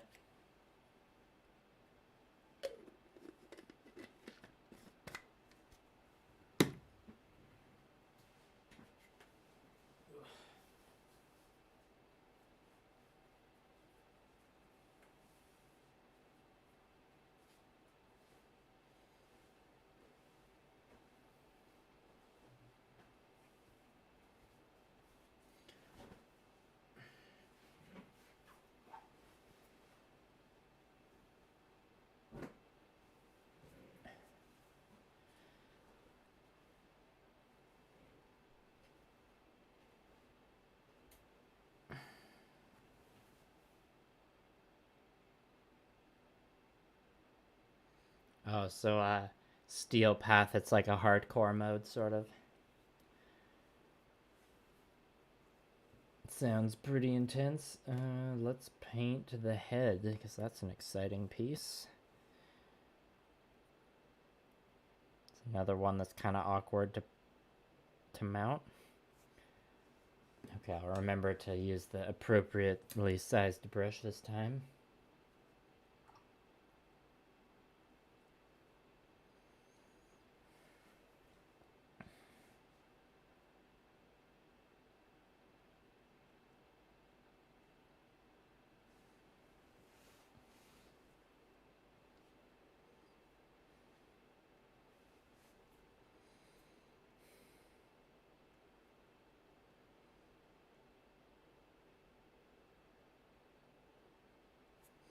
Yeah, I find all the LBX models that just have a lot of character.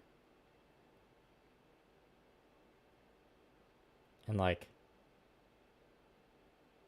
the designs, they're all robots, so they're all decently edgy looking, but all of them I've seen, I've just been like, maybe not all of them I've seen, but a lot of them I've looked at, I'm like, that looks like a great model to try and hand paint. It's for a similar reason why I usually prefer to hand paint like high grades or full mechanic Gunpla over master grades.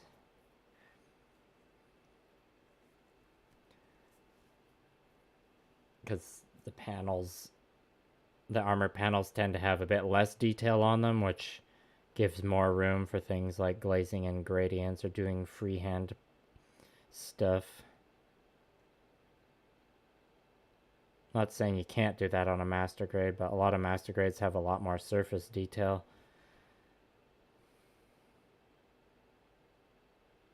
And also a lot of time the mechanical gimmicks that master grades have don't always cooperate well with my style of painting things as game pieces and having to sometimes lock things up for fear of paint parts rubbing together and ripping paint up,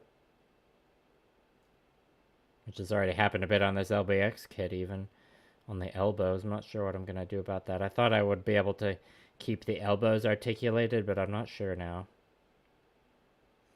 That's something I'll have to figure out off camera.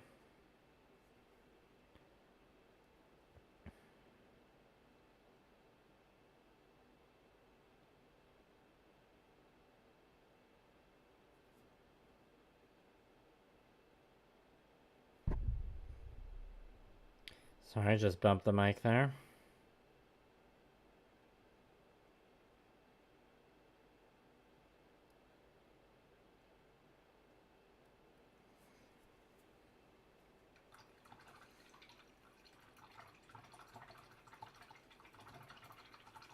Nice. They're talking Warframe shop. Thanks for sharing your expertise.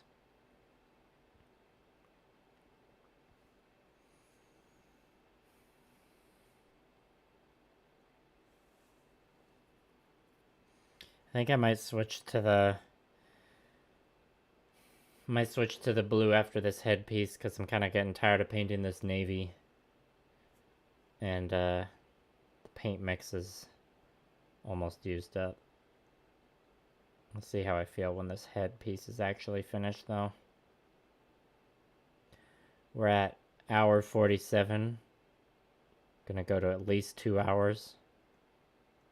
Back's getting a little sore.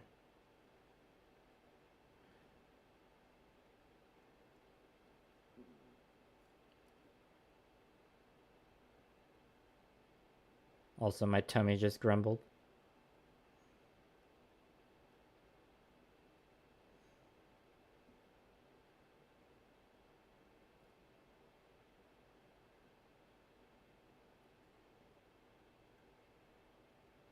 Sorry, a piece isn't in focus there, my bad.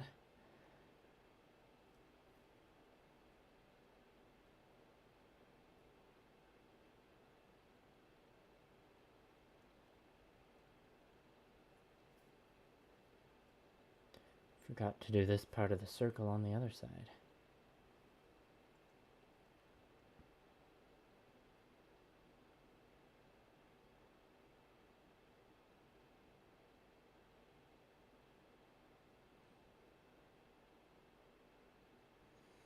All right.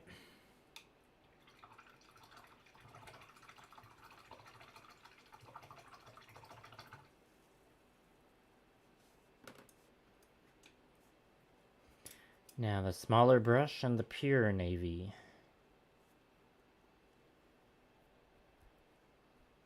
I wonder if... Okay, we can at least do... Just before the dark navy dries up here, we can at least do the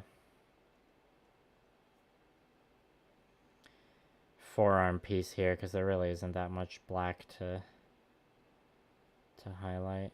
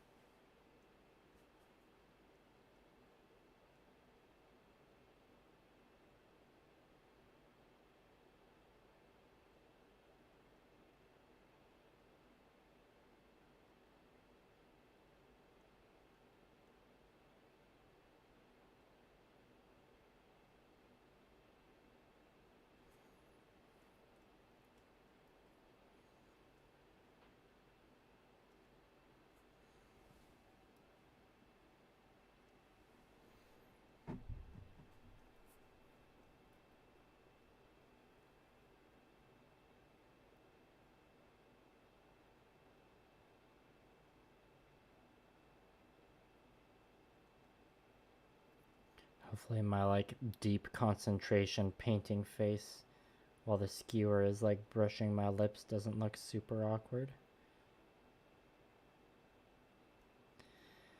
But hey, I'm the one putting myself out here on the internet. I'm confident in saying it's probably not as weird looking as some people's like guitar solo faces, if you know what I mean. But you know, when someone's got like a really raunchy guitar solo face, then it's probably a pretty good guitar solo. I guess that could go for any instrument, not just guitar.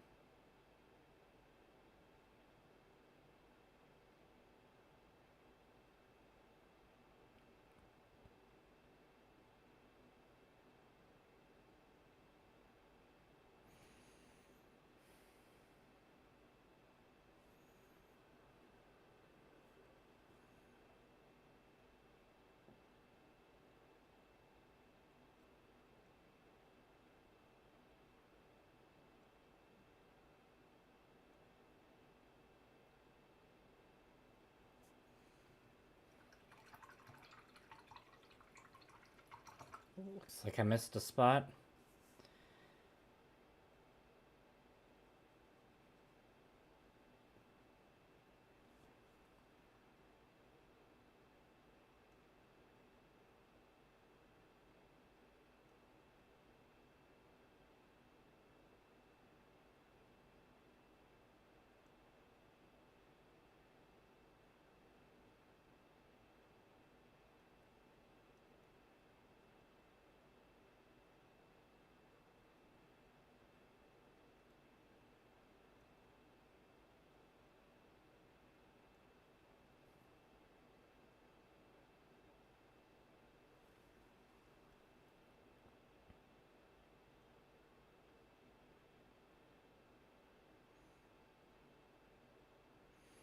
Alright, back to the head and the smaller brush.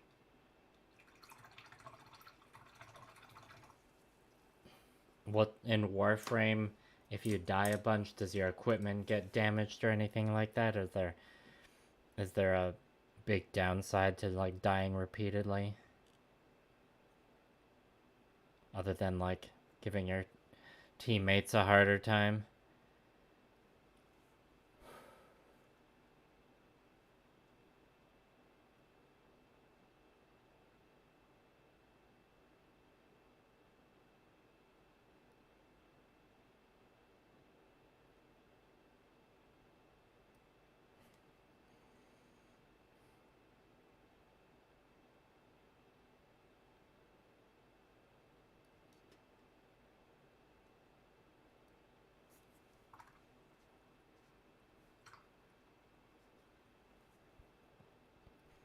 Oops.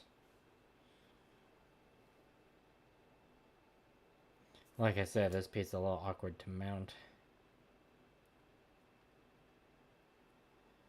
When it comes to the later painting stages when I have to be more careful, perhaps I should find a more effective solution.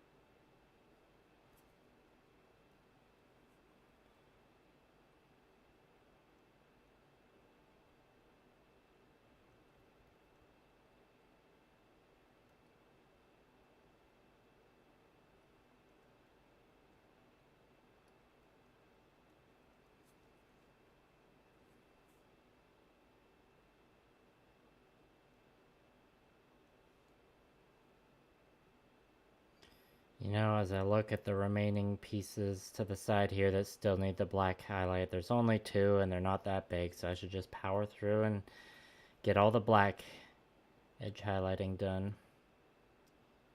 So that's what I'm gonna do, because the satisfaction of finishing that stage will be worth it. Apologies to those who missed the blue edge highlighting earlier in the stream. Maybe we'll still get to some, we'll see. Okay, that's done.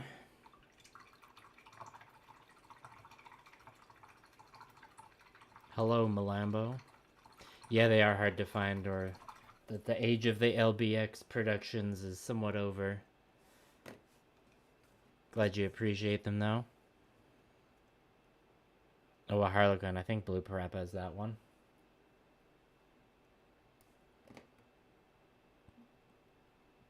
Oh, burp 7. We hit the record. I don't think we'll break it though. That was like a bonus burp. I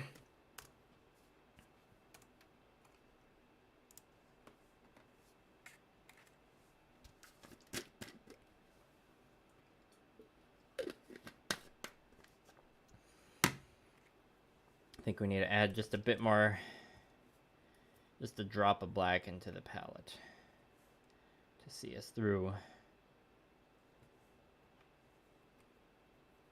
Which we are, of course, going to mix with a bit of our navy.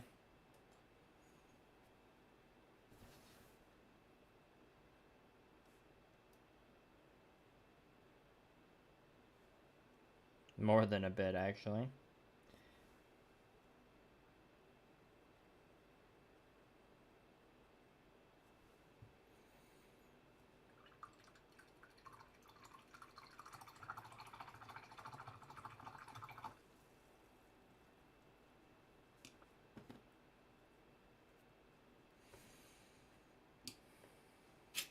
All right, we gotta finish. We gotta do the second round of edge highlights on this piece. Well, let's use this up first since I mixed it already. And we can do the final round of edge highlights of the 3 pieces all at once.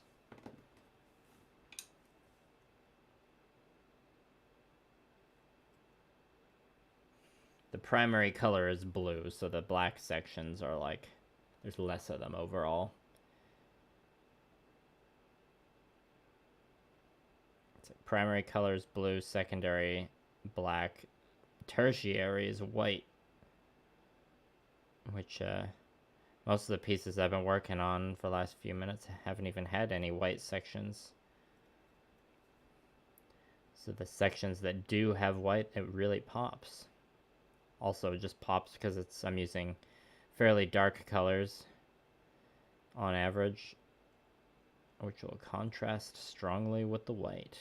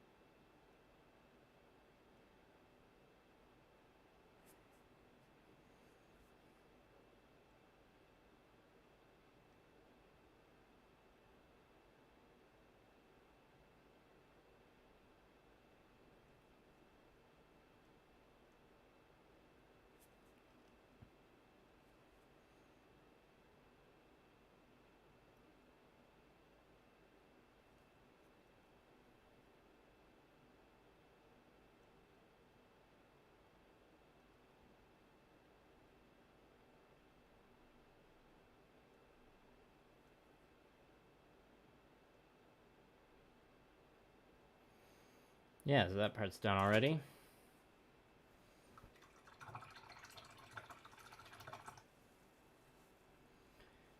And thankfully we've got a third skewer.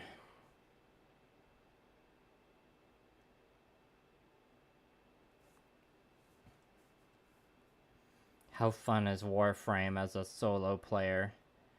Is it like the solo play you do just to like get to the point where you can be at the multiplayer level, or can you play it like totally PvE if you want?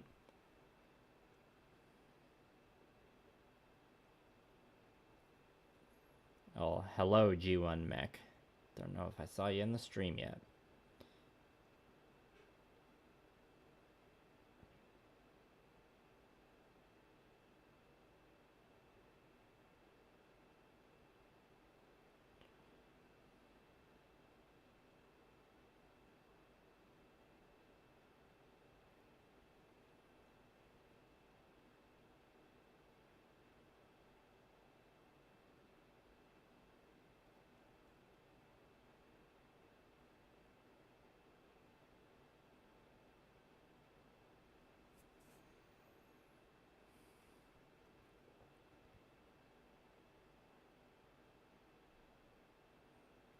So you can see this light gray at the top of the handle here. That is going to be the base for the white.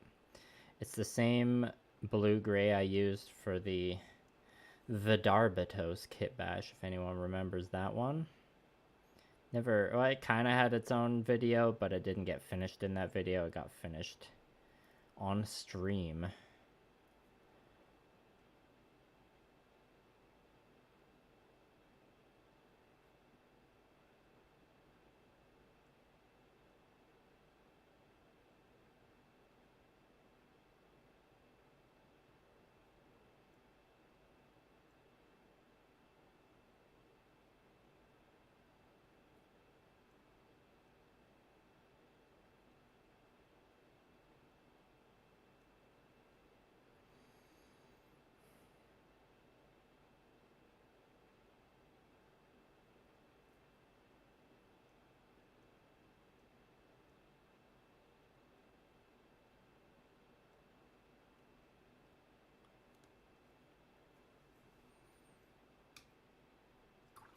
And that's good to hear about Warframe.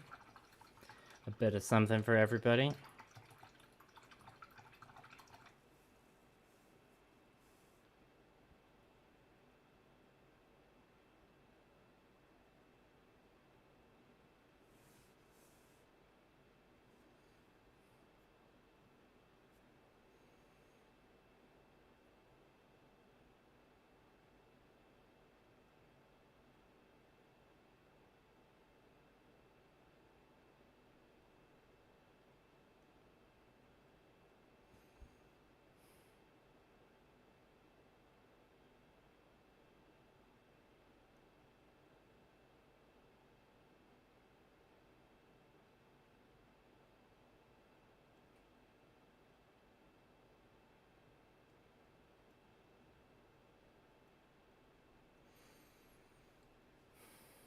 Okay, yeah, we got the first pass done on there.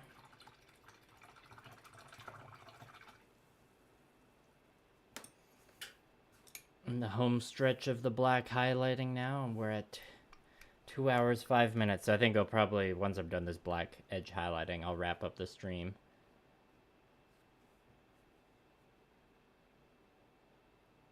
The paints you used made up for the lack of initial accuracy and sharpened the detail? Were you using like a thin paint that let some of the detail underneath show through or something?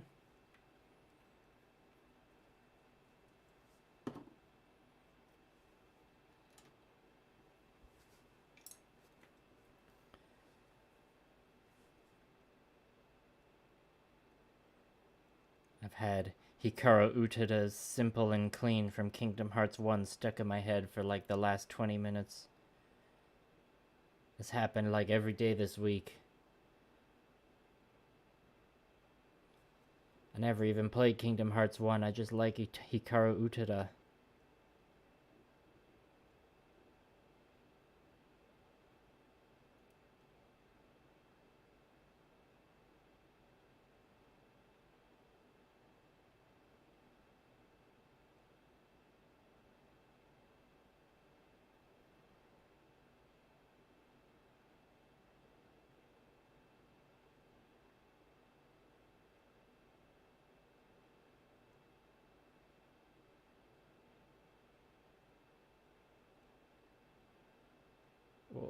Oh, falling off the skewer.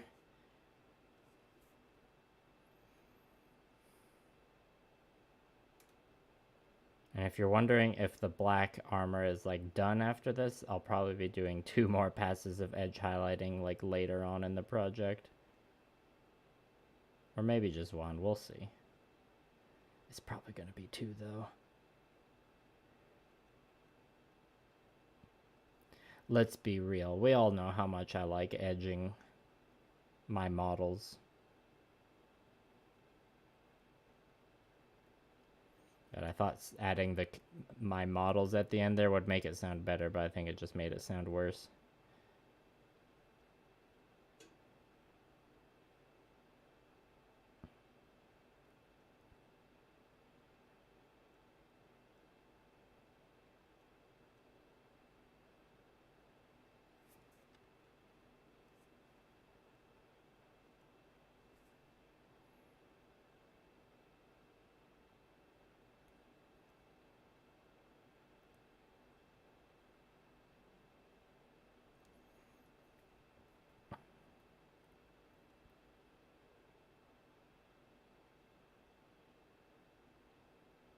Oh, dangerous. Ah. Okay, we're almost done this. I'm just gonna raw dog it and hold it by hand for the rest. Okay. Yeah, oh yeah, it's pretty much, we just need to do one line here. 2 lines actually.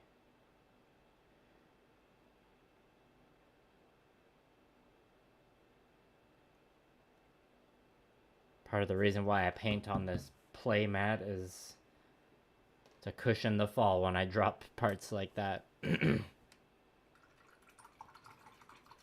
Oh, I see, you just touched up your sloppy work. Haha, yeah, you get the edging joke. Nice, Lamau.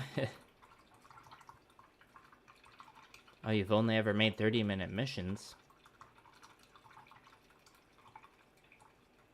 Oh, damn, your local stores only carry 30-minute missions. That sucks.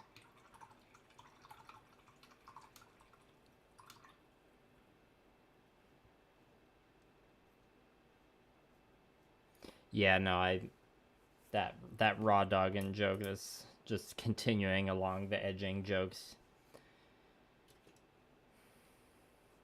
I try to keep my videos PG, but streams are more laid back.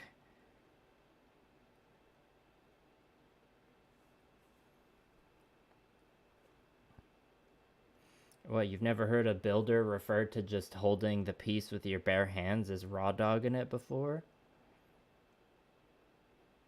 I mean, usually in like the early stages of the project, I don't like bother wearing gloves, but when I get into like the more try hard stages and like the later points of a project, I wear gloves, don't worry.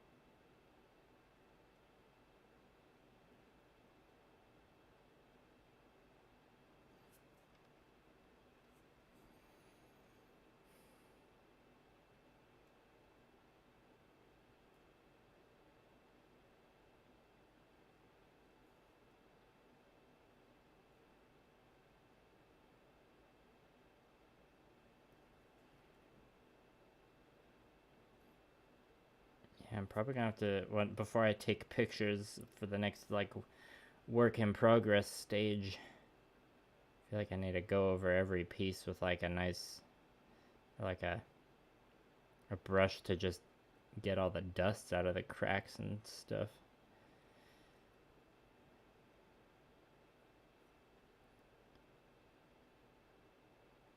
As I always say, my arch nemesis, dust. It's always there with me, eternally. No matter how hard I plan or take preventative measures. Did I get everything? Yep. Okay, last piece. I'd say we probably got 5-10 minutes of stream left, so if you have any pressing questions, comments, or super chats you need to do, get them in now.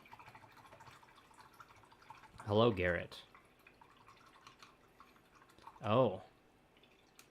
You bought a bunch of paint and brushes thanks to my tutorials. What did you buy? Any tips for using Vallejo model color metallics? Well, yeah, metallics, if you're trying to like get a smooth result hand painting them on like a flat surface, could be a little tricky. You have to, like thin it a bit, but at the same time, if you thin it too much, then painting it on the paint gets harder to control, and it can like, if it pools in large like clumps, then that dries and can look a little weird. When I need like a really smooth finish with metallics, I usually airbrush it. I understand you don't always have an airbrush. If you want to, you can go for, if you want more of like a brushed, burnished metal look, you can try using dry brushing techniques. But yeah, like when it comes to hand painting and smoothness, you're never gonna get like the smoothness of an airbrush. I mean, you can, but it's like it's way too much effort to be worth it because you need to do like so many different layers, and like the more layers you put on, like the more stuff that could potentially go wrong. So that's why like a lot of the time I'm doing like intense gradients over top of like just the base coats I paint on, or like a bunch of freehand filigree, because it distracts from the fact that like the base coat is not like, it's not smooth and consistent. I do my best, but like at a certain point I always make a compromise.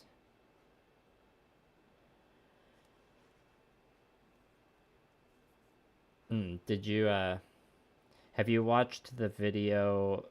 There's a channel called Plamo Therapist that I've collaborated with before.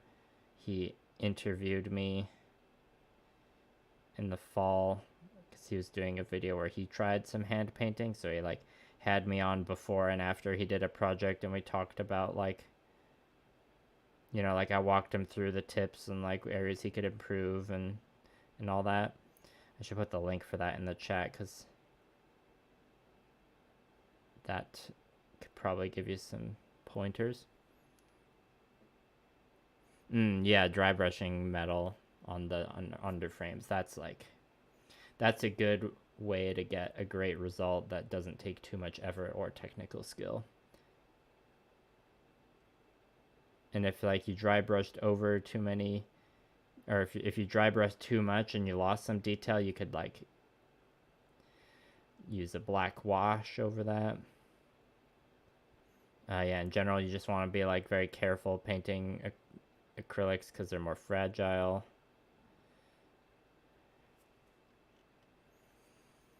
So definitely would recommend some varnish. And yeah, you kind of like, if you're hand painting acrylics, you kind of have to like give up. I mean, and this is all my opinion, obviously. Every modeler has their own unique perspective worth listening to. But for me, I try and detach myself and give up on getting like super smooth finishes with hand painting, because like if you want super smooth, clean finishes, then like you're just better off airbrushing. In my experience, I use my airbrush on almost every project, but it's usually just like the initial priming and then the metallics on the underframe and recessed areas, because I'm usually doing metallics for that. And then I'll use the airbrush again at the end for spraying on some good old matte top coat. But the rest is brushwork, because that's what I like.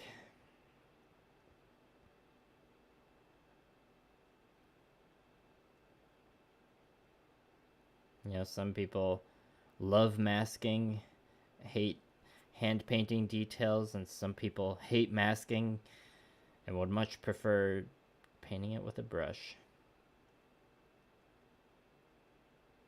Part of what makes the hobby interesting, I suppose.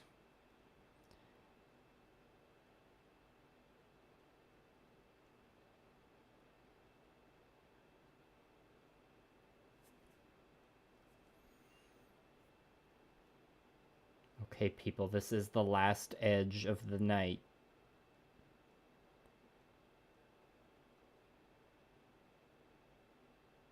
And it's not a super defined edge.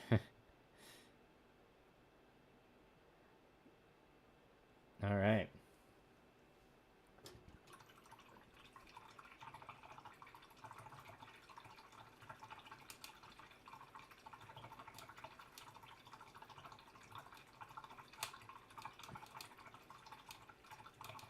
All right, glad we're making some more Warframe connections. Okay, I'm wrapping up the stream now. I will put a link to that Plamotherapist video in the chat real quick. I need to remember to mention this video also in the script for my coloring video, because it's just I think it's a good video for just general hand painting tips. Okay, Plamotherapist.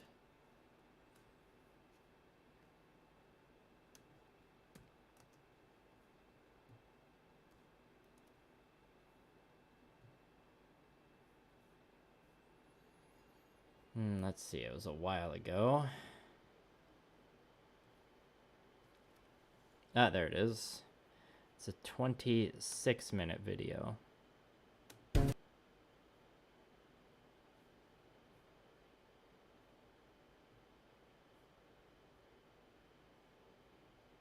Sorry, I'm getting distracted reading the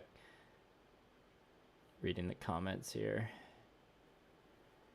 Okay, copying that link. I don't think the YouTube chat box will like censor my own link since it's my stream.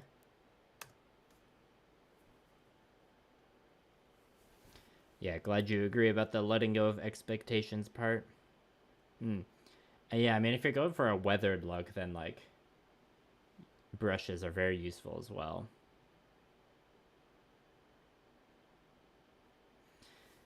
And yeah, there are a lot of... Oh, I just realized I forgot to edge highlight this top part of the hand. Okay, we got a bit of bonus. We got a bit of bonus stream here.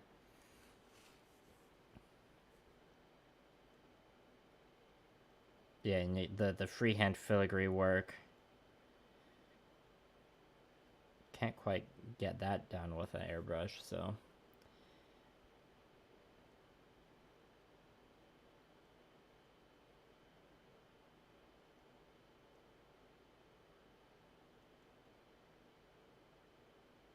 Oh, wait, I did do the top of the hand. What am I talking about? It just didn't look like it because the paint's dried. I just played myself. Okay, well, I'm gonna wrap up the stream now, everybody. I can't say when the next stream is gonna be, and that's mostly because once I'm done this edge highlighting stage, I haven't decided whether I'm gonna go the gradient route or the freehand route yet. So I gotta spend some time figuring that out, and also spending some time taking photos of the next work in progress stage. But I hope to bring you all at least, we'll say at least one more stream for this project, possibly two. Hello, Hector. I'm sorry I'm about to wrap up this stream, but thank you for coming by. I'm doing well. Okay. Well, goodbye, good night, everybody. Good morning. Thanks for coming by. I appreciate you, and I'll see you again soon.